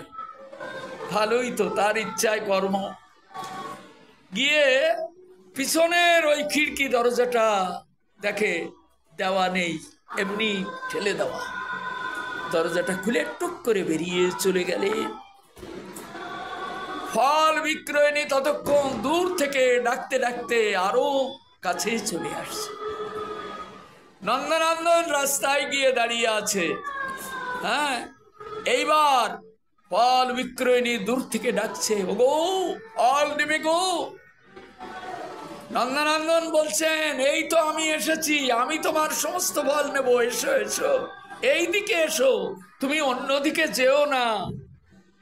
মানে আমরা যে কথাগুলি বলি না, দেখো তোমার বুদ্ধিবৃত্তি ভালো নয়, তুমি এর কাছে যাও, তার কাছে যাও। ওই দেখো নন্দনন্দন রাস্তায় গিয়ে ফল বিক্রয়িনীকে ডেকে বলছে, ওগো ফল বিক্রয়িনী, তুমি অন্য রাস্তা ধরে অন্যদিকে যেও না, এই সোজা পথে চলে এসো।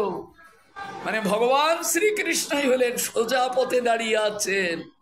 অন্যদিকে যদি যাও তাহলে তুমি বেঁকে যাবে, আর তোমার জীবনের অভিষ্ট পূর্ণ হবে না। অন্যদিকে যেও না। হ্যাঁ, শাস্ত্রকার তার টিকার দ্বারা এই দৃষ্টান্তগুলিকে এত সুন্দর করে আমাদের সামনে তুলে ধরেছেন, যা অভিনব, হৃদয় গ্রাহী। হ্যাঁ, তাই তুমি অন্য পথে যেও না, আমি দাঁড়িয়ে আছি, আমি তোমার সমস্ত ফল নেব। তাই আমাদিগকে বলছেন, দেখো কত বাজনা শুনছো, আর কত কায়দা, আর কত নাচ, ওদিকে গিয়ে কোনো লাভ নেই, সোজাসুজি এসো। ওদিকে গেলে তুমি যে ভেসে চলে যাবে, এই তো আমি এই সোজা পথে দাঁড়িয়ে আছি, এইখানে এসো। অর্থাৎ যেখানে আমি আছি সেখানে তুমি এসো, অন্যদিকে যেও না।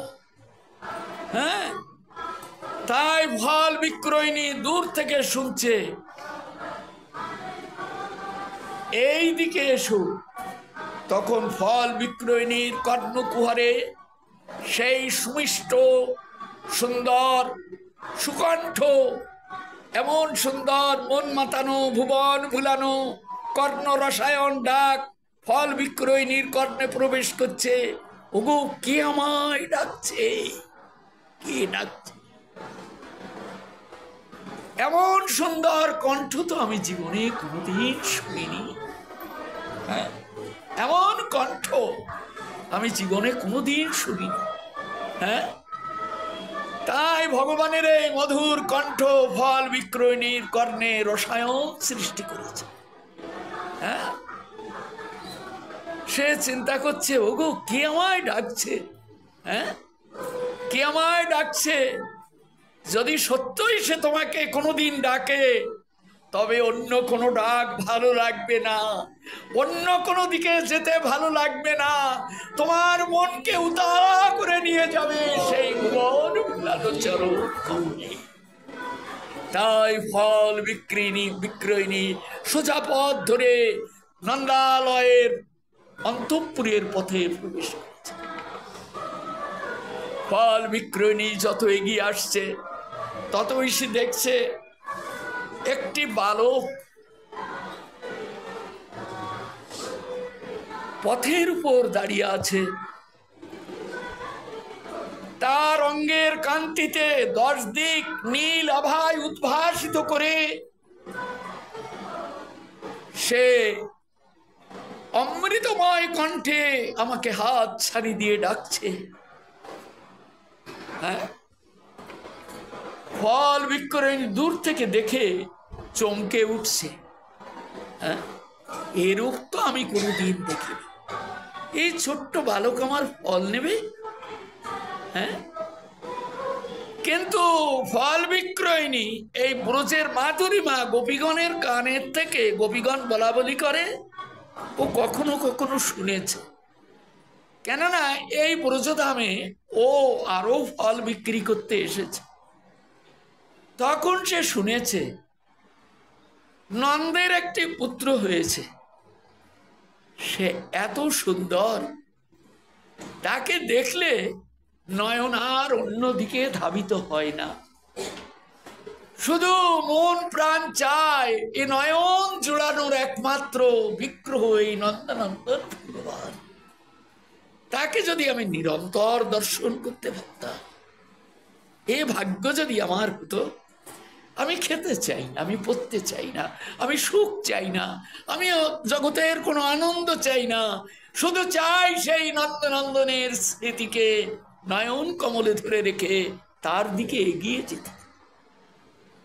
তাকে আমি কবে দর্শন করতে পারি? এই জন্য ব্রজের গোপীগণ ভোরবেলায় ছোটে নন্দনন্দনকে দর্শন করবার জন্য, তাও সে জানে।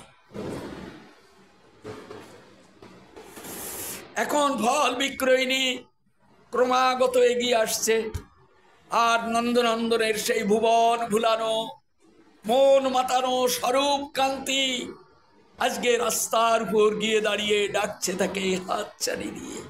সে যদি কাউকে ডাকে তবে কি সে থাকতে পারবে? যদি ডাকে, যদি কোনোদিন আমায় ডাকে, সে ডাকে না, তাই তো পড়ে আছি এই অন্ধকার পঙ্কিল পিচ্ছিল গৃহের মাঝে। সে যদি কোনোদিন ডাকে তবে আমাকে সেদিন সে বের করে নিয়ে চলে যাবে, কিন্তু আমাকে ডাকে না। সে কি সবাইকে ডাকে? তাই ফল বিক্রয়িনী জানি না কোন জন্মে কোন সৌভাগ্যের উদয় হয়েছিল, তাই আজ অনন্ত কোটি বিশ্ব ব্রহ্মাণ্ডের নাথ জগতের বুকে এসে আজ তিনি সেই ফল বিক্রয়িনীকে আকর্ষণ করছেন। ওগো এসো আমার কাছে, এসো, আমি তোমার সমস্ত ফল নেব।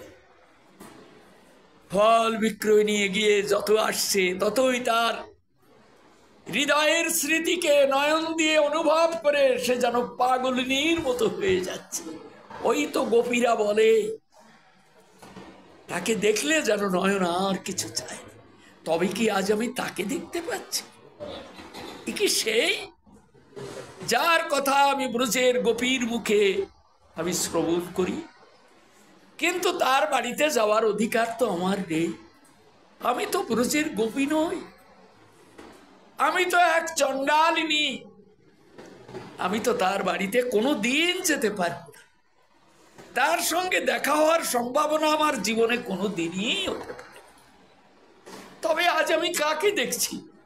হ্যাঁ, আজ আমার জীবনে কোন সূর্যের আলো হ্যাঁ আমার হৃদয়ের অন্ধকারকে বিনাশ করে তার চরণ কমলে আমাকে আকর্ষণ জাগাচ্ছে।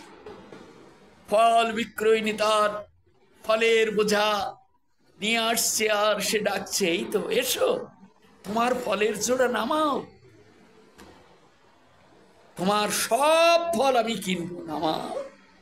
ফল বিক্রয়িনী তার ফলের ঝোড়া নামিয়ে দিয়েছে, দিয়ে দাঁড়িয়ে দেখছে।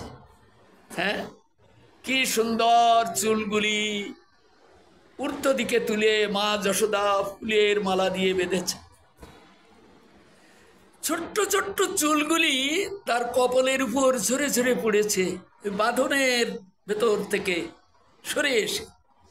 হ্যাঁ, চোখে কি সুন্দর কাজল দিয়ে সাজানো, তার ললাটে মনোহর তিলক, গলায় বৈজয়ন্তীর মালা, হাতে বলয় পীতবাস পরিহিত, কটিতে কিঙ্কিনি, তার অঙ্গের ছটায় 10 দিক উদ্ভাসিত করে আজকে সে দাঁড়িয়ে আমাকে ডাকছে, ফল বিক্রয়িনী এই দিকে এসো। ইনি কে? আবার মনে মনে চিন্তা করছে, গোপীরা যার কথা বলে সেই কি এই? দেখা যায়। ফল বিক্রয়িনী অনিমেষ নয়নে দেখছে।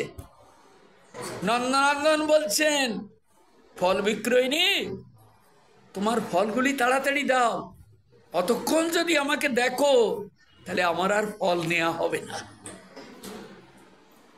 কেননা আমার মা যদি জানতে পারে, আর তার অনেক দাস দাসী আছে, কেউ যদি জানতে পারে আমাকে ধরে নিয়ে যাবে, আর তোমার ফল আমার নেওয়া হবে না। তুমি শিগগির ফল দাও, আমাকে দাও। ফল বিক্রয়িনী বলছে, না, আমি তো তোমাকে ফল দেব না। কেন? ওরে অবোধ বালক, ফল নিতে গেলে তার দাম দিতে হয়। তুমি দাম এনেছো? নন্দনন্দন বলছেন, ওগো ফল বিক্রয়িনী, দাম কাকে বলে তা তো আমি জানি না। দাম কাকে বলে তা তুমি জানো না? এই ফল নিতে গেলে তার বিনিময়ে কিছু মূল্য দিতে হয়, তাকে দাম বলে। তুমি কিছু আমাকে দাও, তার বিনিময়ে আমি তোমাকে ফল দেব। নন্দনন্দন বলছেন, ফল বিক্রয়িনী এই পাড়ার গোপীরা ভোরবেলায় আমাকে কত ক্ষীর সর নবনীত এসে আমাকে খাওয়ায়, আমাকে দিয়ে যায়। তারা তো তোমার মতো দাম চায় না। তুমি যেমন আমার কাছে দাম চাইছো, তারা তো আমার কাছে কোনো দাম চায় না। তখন ফল বিক্রয়ণী বলছেন, ওগো বালক, তুমি তাদের যা দাও তাই তুমি আমাকে দাও। হ্যাঁ, বললেন তাদের আমি কি দেই? কিছুই দিই না, কিছুই দিই না। কিছু দাও না? নন্দনন্দন বলছে, তুমি একটু দাও। আমাদের বাড়িতে অনেক ধান আছে, অনেক ধান আছে, আমি তোমার জন্য ধান নিয়ে আসছি, তুমি দাঁড়াও। নন্দনন্দন তখন ওই অঙ্গনের মধ্যে ওই দরজা দিয়ে প্রবেশ করছে। ফল বিক্রয়ণী দেখছে, তার পায়ের একটি পাড়া কত সুন্দর, প্রতিটি পদক্ষেপ যেন তার সামনের দিক দিয়ে দেখতেও যেমন, পিছনের দিক দিয়ে দেখলেও তেমনি মন মাতানো, ভুবন বুলানো, এত সুন্দর। ফল বিক্রয়ণী দেখে চোখে এলো জল। কি দেখলাম! এই তো সেই নন্দ ভবন, এই তো সেই নন্দনন্দ। হ্যাঁ, ফল বিক্রয়ণী বলছে, আমি তাকে দিয়ে দিলাম না কেন? আচ্ছা, দেখা যাক। নন্দনন্দন অঙ্গনের মধ্যে প্রবেশ করে ওই ধানের স্তূপ থেকে 2 হাত ভরে ধান তুলেছে, ফল বিক্রয়ণী দাম দেবে বলে। ওই হাতের মধ্যে যে ধানগুলি, সে সাবধান হতে পারছে না ফলের লালসায়, তাই ছোট্ট হাত দুটির মধ্য থেকে ধানগুলি ঝরে ঝরে পড়ে যাচ্ছে। ধানগুলি তার চরণে পড়ে বলছে, ওগো নন্দনন্দন, এই ব্রজভূমিতে আসবার মতো ক্ষমতা তুমি আমাদের দাও নাই। আজকে নন্দ বাবার কৃপায় আমরা ধানের মধ্য থেকে এই ভবনে প্রবিষ্ট হতে পেরেছি, এই ধান রূপে তোমাকে একটু দর্শন করবার জন্য। ইনি কে? ইনি স্বয়ং লক্ষ্মী দেবী। এই জন্য ধান রূপে আমাদের লক্ষ্মীর পূজা। ওই ধানের মধ্য থেকে লক্ষ্মী দেবী যেন বলছেন, ওগো নন্দনন্দন, অন্য লীলায় আমি নারায়ণের বক্ষ বিলাসিনী, এই লীলায় চেয়েছিলাম যদি একটু বৃন্দাবনে গিয়ে নন্দনন্দনের ভুবন বুলানো লীলা দর্শন করতে পারতাম, কিন্তু তুমি নাকি নিষেধ করেছ, এখানে অন্য কেউ প্রবেশ করতে পারবে না। অন্য লীলার যারা পরিচারিণী কেউ প্রবেশ করতে পারবে না, এখানে আসবে একমাত্র ব্রজের গোপী। তাই আমি শুনলাম বৃন্দাবনে যেতে গেলে ব্রজের গোপী হতে হয়, কিন্তু আমি বিচার করে দেখলাম আমি মহালক্ষ্মীর মূরতি, নারায়ণের বক্ষ বিলাসিনী, আমার কত ঐশ্বর্য, আর ব্রজের গোপী তাদের কয়েকটা গরু বাছুর আর একটা চাল, খড়ের চাল আর একটা মাটির ঘর, তাদের আনুগত্য নিয়ে নাকি আমার ব্রজে যেতে। কি করে তাদের আনুগত্য নেব? হ্যাঁ, আমি এত বড় ঐশ্বর্যাধিপতি নি, সমস্ত অলঙ্কারে আমার শরীর ভর্তি, কত সমস্ত অর্থ বিষয় সব আমার, আর ওই কুড়িয়ে ঘরে বাস করে ব্রজের গোপিনী। হ্যাঁ, তাদের কি আছে যে তাদের আনুগত্য নিয়ে আমার ব্রজে যেতে হবে?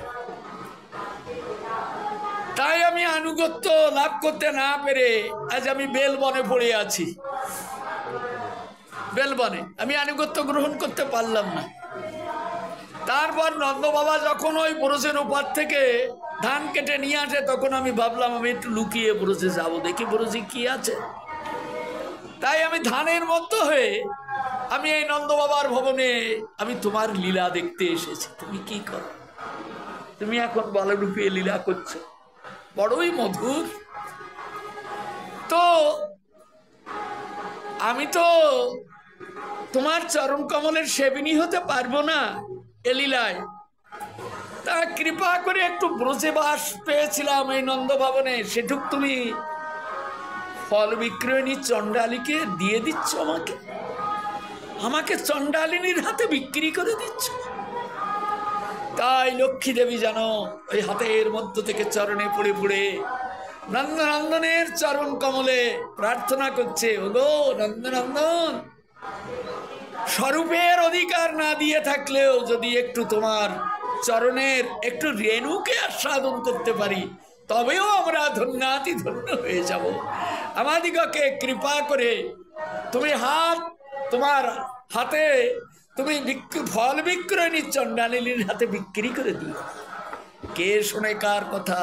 নন্দনন্দন ছুটছে, ফল বিক্রয়ণী আবার চলে না যায়, ওর ফলগুলি নিতে হবে, ফলই তার লালসা, ফল নেবে। তাই ফল বিক্রয়ণী ঝোড়ার কাছে গিয়ে আবার উপস্থিত হয়েছে।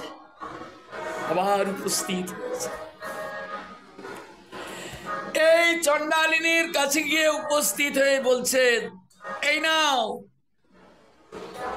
নাও তোমাকে আমি ফলের দাম দিলাম। ফল বিক্রয়ণী দেখছে সমস্ত ধানগুলি সব পড়ে গেছে, একটা ধান আছে, সেইটা পড়ল ওর ফলের চোড়ার মধ্যে একটা। এইবার বলছেন, ফল বিক্রয়ণী এইবার ফলগুলি দাও, এইবার আমাকে ফলগুলি দাও। ফল বিক্রয়ণী বলছে, ওগো মন মাতানো, ভুবন ভুলানো,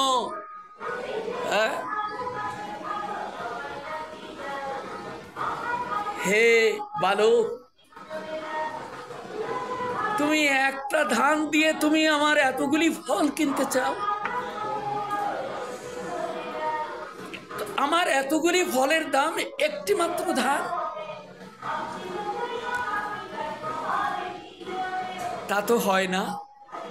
নন্দনন্দন বলছেন, দেখো আজকে যদি আর আনতে যাই না তাহলে আমি ধরা পড়ে যাবো, আর নেওয়া হবে না। তুমি আবার কোনোদিন এসো, সেদিন তোমার ফলের দাম আমি ভালো করে দিয়ে দেব। ফল বিক্রয়ণী বলছে, দেখো নন্দনন্দন, আমি বাকিতে কোনো কারবার করি না, আমি বাকিতে ফল বেচি না, আমি নগদ চাই। কেননা বাকিতে বিক্রি করলে মানুষের মনে থাকে না। তাই যদি আমি বাকিতে বিক্রি করে যাই তাহলে তুমি বলেছিলে সে কথা হয়তো তোমারও মনে থাকবে না। না না না, আমি যা বলি তা কোনোদিন ভুলি না। বলে না, আমি বিশ্বাস করি না, তো আমি কারোর কথা বিশ্বাস করি না।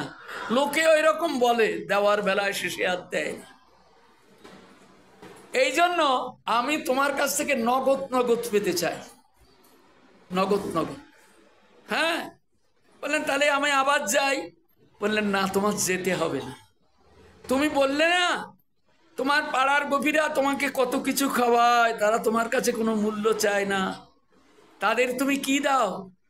বললেন আমি কিছুই দেই না। বললেন কিছু দাও না?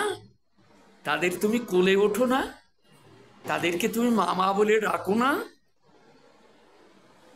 তাই তাদেরকে তুমি যা দাও আমাকেও তাই দাও। তুমি আমার কোলে ওঠো, তুমি একবার তোমার ওই ভুবন ভুলানো চাঁদ বদনে আমাকে একবার তুমি মা মা বলে ডাকো, আমি তোমাকে সমস্ত ফল দিয়ে যাব। নন্দনন্দন তখন চিন্তা করছেন, ফল আমার নিতে হবে, তাই তাকাচ্ছে, কেউ আমাকে দেখছে না তো? কেউ আমার মায়ের কাছে গিয়ে বলবে না তো যে যশোদা, গোপাল এক চণ্ডালিনীর কোলে উঠে তাকে মা মা বলে ডেকেছে? কেউ বলবে না তো? দেখি কেউ কোথাও আছে কিনা। চারিদিকে তাকায় দেখে, কেউ আমায় দেখতে পাচ্ছে না। তাই বলছে, ওগো ফল বিক্রয়ণী, তাড়াতাড়ি নাও। ফল বিক্রয়ণী তখন দুহাত দিয়ে জড়িয়ে ধরেছে নন্দনন্দনকে তার বুকের মাঝে। নন্দনন্দনকে তার বুকের মাঝে জড়িয়ে ধরেছে। তার মনে হচ্ছে যে সে অনন্তকাল যেন তাকে এই বুকের মাঝে জড়িয়ে ধরে রাখবে, আর সে ছাড়বে না। কেননা তাকে ধরলে আর ছাড়তে ইচ্ছা হয় না, আর ইচ্ছা হয় না যে তাকে এই বুক থেকে নামিয়ে দিই। নন্দনন্দন বলছেন, ওগো ফল বিক্রয়িনী, এই তো তোমাকে আমি মা মা বলে ডাকলাম, তোমার কোলে উঠলাম, এখনো তুমি ছাড়ছো না কেন? এরপর যদি মা দেখে ফেলে, আর আমার অনেক পাহারাদার আছে, হ্যাঁ, তারা যদি দেখে ফেলে, তাহলে তো আমার তোমার ফল নেওয়া হবে না, আমাকে ছেড়ে দাও। হ্যাঁ, তখন ফল বিক্রয়িনী তাকে ছেড়ে দিল। ছাড়তে ইচ্ছা হয় না, মনে হয় জনম জনম ধরে তাকে এমনি করে বুকের মাঝে করে রাখে।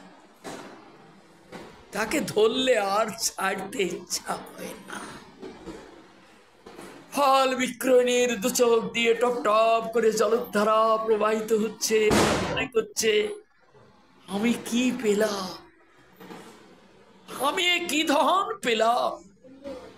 কেননা ভগবত ধনের উপরে জগৎ সংসারে আর কোনো ধন নেই। এ ধন যে পায় সে হারিয়ে যায় এ জগতের মায়াময় সংসার, হারিয়ে যায়। তাই ফল বিক্রয়িনী তাকে ছেড়ে দিয়ে দুনয়নের জলে ভাসছে। নন্দনন্দন বলছেন, ওগো ফল বিক্রয়িনী, ফল দাও, এবার আমাকে ফল দাও, আর কোনো কথা নয়। ফল বিক্রয়িনী তার ফল দিচ্ছে তার হাতে, ছোট্ট একখানি হাত, তার ফলের জড়ায় কত বড় বড় সুস্বাদু সুমিষ্ট পক্ক পক্ক ফল, অনেক ফল এক একটি করে তার হাতে রাখতে লাগে। ফল বিক্রয়িনী মনে করেছিল কটা ফল নেবে, হ্যাঁ, একটার পরে দুটোও নিতে পারবে না। তাই ফল বিক্রয়িনী একটা একটা করে ফল দিচ্ছে, আর সে হাতটাকে প্রসারিত করছে। এমনি করে দিতে দিতে ফল বিক্রয়িনীর সমস্ত ফল তার হাতের মধ্যে চলে গেল। এইবার নন্দনন্দন ফলগুলি নিয়ে এবার কুজো হচ্ছে, ভারী যেন মনে হচ্ছে, যেন ভারী নরলীলা তো। তাই কোন রকমে টুকটুক করতে করতে করতে করতে পিছনের দরজা দিয়ে ভেতরে ঢুকেছে। ঢোকার সঙ্গে সঙ্গে একজন দাসী এসে বলছে, সব দেখেছি। নন্দন ভয়ে কাঁপছে, সব দেখে ফেলেছে। ফল বিক্রয়িনীকে আমি মা মা বলে ডেকেছি, তার কোলে উঠেছি, এ যদি মা শোনে তবে মা আমাকে জানি না কোন দণ্ড দেবে। হ্যাঁ, এমনিতে লাঠি নিয়ে আমাকে তাড়া করে, আর এই কাজ করেছে যদি মা শোনে জানি না কোন দণ্ড দেবে। নন্দনন্দন এখন ভীত হচ্ছে, ভয়ভীত হচ্ছে। মা যশোদাকে ডেকে আর এক দাসী বলেছে, ওই দেখো ফল নিয়ে আসছে। গোপাল কোথার থেকে এনেছে জানো? এক চণ্ডালিনী রাস্তার থেকে যাচ্ছিল, তাকে ধরে তাকে মা বাবা বলে ডেকেছে, তার কুলে উঠেছে, তার ফলগুলি সব নিয়ে আসছে। মা যশোদা দেখছে, ভয় কাঁপছে। সঙ্গে সঙ্গে মা ছুটে এসে বলছে, গোপাল তোমার কোনো ভয় নেই, তুমি ফল বিক্রয়িনীকে মা মা বলে ডেকেছো, তাতে তাতে ভয় কিসের? সবাই তোমার মা হোক, তোমাকে সবাই পুত্রবৎ ভালোবাসুক, এই তো আমি চাই। হ্যাঁ, তুমি প্রত্যেকেরই সন্তান হয়ে তাদের মনে আনন্দ দিয়ে সকলকে পরমানন্দ সাগরে ভাসিয়ে দাও গোপাল, তাতে আমি দুঃখ পাবো না। আর তুমি যে ফলগুলি এনেছো এই ভোরবেলায়, সখারা তো এখনো আসেনি, ফলগুলি তুমি আমাকে দাও। তোমার সখারা যখন আসবে, তখন তোমাদের সখাদের নিয়ে তুমি যখন খেলা করবে, তখন এই ফলগুলি আমানিয়া করে সুন্দর করে আমি তোমার সামনে দেব, আর তুমি সখাদের দেবে, আর তুমিও খাবে পরমানন্দে, তুমি কোনো ভয় পেও না। গোপালকে মা হাত ধরে নিয়ে গেল, কিন্তু ফল বিক্রয়িনী কোথায় গেল? ফল বিক্রয়িনীর রাস্তায় দাঁড়িয়ে রইল। যতদূর নন্দনন্দনকে দেখা যায় ততদূর নিরীক্ষণ করতে লাগলো, উকি মেরে মেরে। তারপর যখন দরজা বন্ধ করে দিল, তখন ফল বিক্রয়িনী কাঁদতে লাগলো, আর কি কোনোদিন হবে তোমার সাথে আমার দেখা? ফল বিক্রয়িনী কাঁদতে লাগলো দাঁড়িয়ে দাঁড়িয়ে। তারপর চিন্তা করতে লাগলো, আমি এখন কোথায় যাব? যে গোবিন্দ পায় সে এখন কোথায় যায়? ফল বিক্রয়িনী বুঝতে পারছে না এখন সে কোথায় যাবে। সে কোন পথে এসেছিল সে পথও সে চিনতে পারছে না। তখন সে কাঁদতে কাঁদতে ফলের পসরা মাথায় নিয়ে ফল বিক্রয়িনী রাস্তা দিয়ে হাঁটতে লাগলো উন্মাদিনীর মতো। পাগল প্রায় উন্মাদিনীর মতো হাঁটছে ফলের পসরা মাথায় নিয়ে। এখন তো ফল নেই, শূন্য ঝোড়া। হ্যাঁ, কিন্তু কিছু দূর যেতে না যেতে ফলের ঝোড়া ভারী হয়ে গেল, কেননা একটা ধান ওর মধ্যে পড়েছিল। ফলের ঝোড়া ভারী হয়ে গেল। ফল বিক্রয়িনী যত পথ যাচ্ছে ততই ফলের ঝোড়া ক্রমাগত ভারী হয়ে যাচ্ছে, ক্রমাগতই ভারী হয়ে যাচ্ছে। আর চলতে পারে না। চলতে চলতে এক জঙ্গলের মধ্যে গিয়ে উপস্থিত হয়েছে, পথ হারিয়ে গেছে।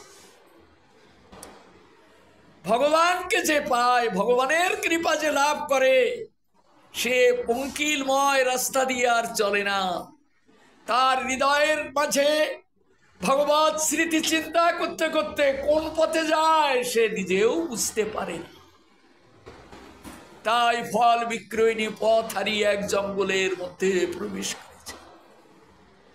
আর মাথার বোঝা এত ভারী হয়েছে যে মাথার বোঝার মাথায় রাখতে না পেরে নামিয়েছে মাথা থেকে ফলের পসরা নামিয়ে ফল বিক্রয়িনী দেখছে তার পসরার মধ্যে হীরা রত্ন জহরত মণি মাণিক্য কাঞ্চনে কত দিব্যাতি দিব্য মূল্যময় সব দিয়ে ভরিয়ে দিয়েছে তার ফলে। ওরা ফল বিক্রয়ী দেখছে এর কত দাম। কিন্তু জগতের যত দামি দামি জিনিস থাক না কেন, সাধু কখনো সে জিনিসে মুক্ত হয় না। হ্যাঁ, সে জিনিসে মুক্ত হয় না। ভক্তমালে রাঙ্কা বাঙ্কা বলে এক জুটির কথা আছে। রাঙ্কা হলো পুরুষ, বাঙ্কা হলো স্ত্রী। দুইজনে জঙ্গল থেকে কাঠ কাটে আর বাজারে বিক্রি করে, আর চাল ডাল তরি তরকারি কিনে নিয়ে এসে যা হয় তাই ভগবানের ভোগ লাগায়। একদিন ভোরবেলায় যাচ্ছে কাঠ ভাঙতে, বাজারে বিক্রি না করলে আর পয়সা নেই। দুইজনে কাঠ ভাঙতে গিয়ে দেখে রাস্তার উপরে প্রভাতের সূর্য পূর্ব গগনে সবে উদিত হচ্ছে, আর রাস্তার উপরে একটা মণি ঝলমল ঝলমল করছে। এখন রাঙ্কা আগে যাচ্ছে, বাঙ্কা পেছনে। রাঙ্কা চিন্তা করলো এ তো পরশমণি, এটা নিলে আমার সর্বনাশ হবে, কেননা এটা বহু মূল্যবান ধাতু, তো এটা ঘরে নেব না। তাহলে কেন? ওই যে নরোত্তম ঠাকুর মশাই বলেছেন, সংসার স্বপন যেন বিষয় বিপত্তি মানো, নরতনু ভজনের মূল। সংসারটা স্বপ্নের মতো, স্বপ্ন যেমন ভেঙে যায় আর কিছুই থাকে না। জীবনের দিন ফুরিয়ে গেলে সংসার ভেঙে যাবে, তোমাকে নিয়ে যাবে শ্মশান ঘাটে, পুড়িয়ে ছাই করে দেবে, কিছুই থাকবে না। তাই রাঙ্কা কি করেছে, রাস্তার পাশে নেমে খানিকটা কাদা এনে মানিকটাকে ঢেকে দিয়েছে। বাঙ্কা তখন দেখছে কাদা দিয়ে ঢাকছে, তখন বলছে, বাঙ্কা এসে বলছে, আচ্ছা তুমি মাটি এনে এটাকে ঢাকছো কেন? ওটা কি? না কিছু না, চলো। বাঙ্কা বলছে, আমি বুঝি কিছু বুঝি না? না, হ্যাঁ, আমি বুঝি কিছু বুঝি না? তুমি একটা ভালো জিনিস দিয়ে একটা মন্দ জিনিসকে ঢাকছো কেন? একটা ভালো জিনিস দিয়ে, এই মাটিটা হলো খাঁটি, এই মাটির উপর আমরা বাস করি, আর ওই ওই যে যাকে তুমি ঢাকছো ও সাধুদের কাছে কোনো মূল্য নেই, ও অসাধুর সম্পত্তি। ও যদি কোনো সাধু নেয় তাকে বিক্রিয়া সৃষ্টি করে দেয়, তখন আর ভগবানের মন থাকতে দেয় না। এই জন্য একটা বাজে জিনিস যা ভগবান চরণ কমল থেকে বিচ্যুত করে দেয়, তাকে তুমি শুচ্ছ কেন? রাঙ্কা তখন চিন্তা করছে, উনি বাবা এই তো আমার থেকে বেশি, হ্যাঁ ভগবৎ চরণে অগ্রসর হয়ে গেছে। হ্যাঁ, তখন বললেন চলো চলো, আর দরকার নেই। তারা নিল না। ঠিক তেমনি এই ফল বিক্রয়ণী চণ্ডালিনী সারা জীবন ধরে কত ফলের পসরা বয়ে নিয়ে কত পয়সা গুনেছে। হ্যাঁ, এ নিয়ে কত চিন্তান্বিত সে থাকতো। সে কি জানতো জগতে এর থেকে শ্রেষ্ঠ কি আছে? জানতো? হ্যাঁ, সে জানতো না। কিন্তু আজকে যা তার সমস্ত সম্পত্তি বিক্রি করলেও তার 100 ভাগের 1 ভাগ হবে না, আজকে তাই সে একদিনে পেয়েছে। কিন্তু পেলে কি? সে যা পেয়েছে তার কাছে এই জিনিস অতীব তুচ্ছাতি তুচ্ছ। তাই ফল বিক্রয়ণী চণ্ডালিনী বোঝাটার পর একটা লাথি মারল। লাথি মারলে ওটা ছিটকে গেল, চারিদিকে ছড়িয়ে গেল। ফল বিক্রয়ণী কেঁদে কেঁদে বলছে, ওগো নন্দন নন্দন, আমাকে এই তুচ্ছ জিনিস দিয়ে তোমাকে ভুলিয়ে দিতে চাও? হ্যাঁ, এই তুচ্ছ জিনিস দিয়ে তুমি আমাকে তোমাকে ভুলিয়ে দিতে চাও? তার পারবে না, আর পারবে না। তাই ফল বিক্রয়ণী নন্দনন্দনের গুণ কীর্তন করতে করতে কোন জঙ্গলে চলে গেল, তাকে আর খুঁজে পাওয়া গেল। হ্যাঁ,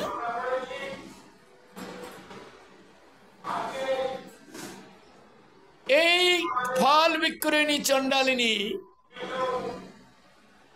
তার একটা সমাধি নন্দগ্রামে দেখা যায়। পিছনের দরজা দিয়ে উঠবার সময় পশ্চিম দরজা দিয়ে বা হাতে পড়ে ফল বিক্রয়ণীর সমাধি।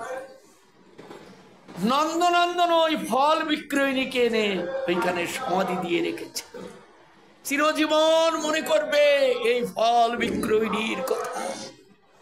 তার স্মৃতি ভক্তের হৃদয় মন্দিরে জেগে উঠুক এবং সকলে নন্দনন্দনের প্রেমে বিমুক্ত হয়ে যাক, তবেই তো এ মনুষ্য জন্মের চিরসার্থকতা। এই পর্যন্ত সাধন রেখে আজকের কথা অমৃত এখানেই বিশ্রাম।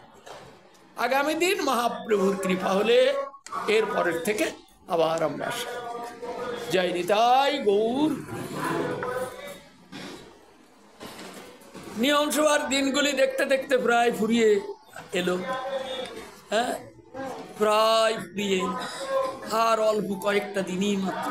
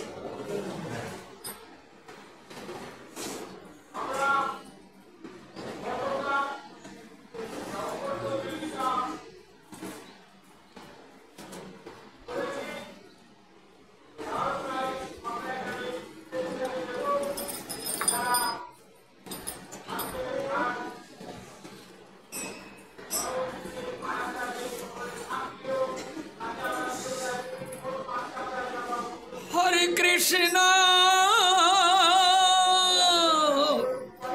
Hare Krishna,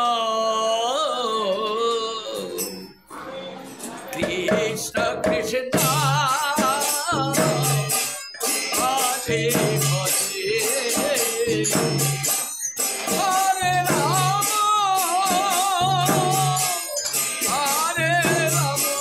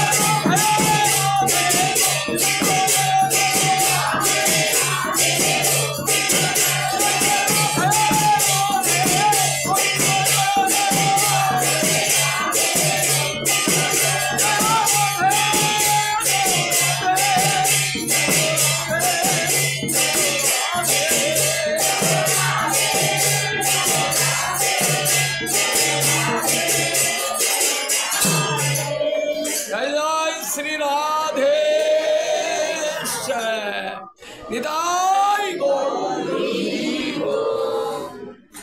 जय भगवत महापुराण की, नियम सेवा की, गिरिधरी अंगन की, समावेत वैष्णव मंडली की, सबार कल्याण होक সেই প্রভানন্দ একবার নিতাই গৌর। আজকের হরিকথা পরিবেশন করলেন গৌরপ্রিয়া দাসী তার স্বামীর উদ্দেশ্যে, যে আজকে আমাদের মধ্যে নেই। কমলেশ দাস পুরকাই, তার উদ্দেশ্যে আজকের হরিকথা। আস্বাদিত হলো তার সর্ববিধ কল্যাণ হোক, আত্মার কল্যাণ হোক, হরিভক্তিরূপ শুদ্ধ দেহ লাভ হোক সেই প্রেমানন্দে একবার জয় জয় শ্রী রাধে।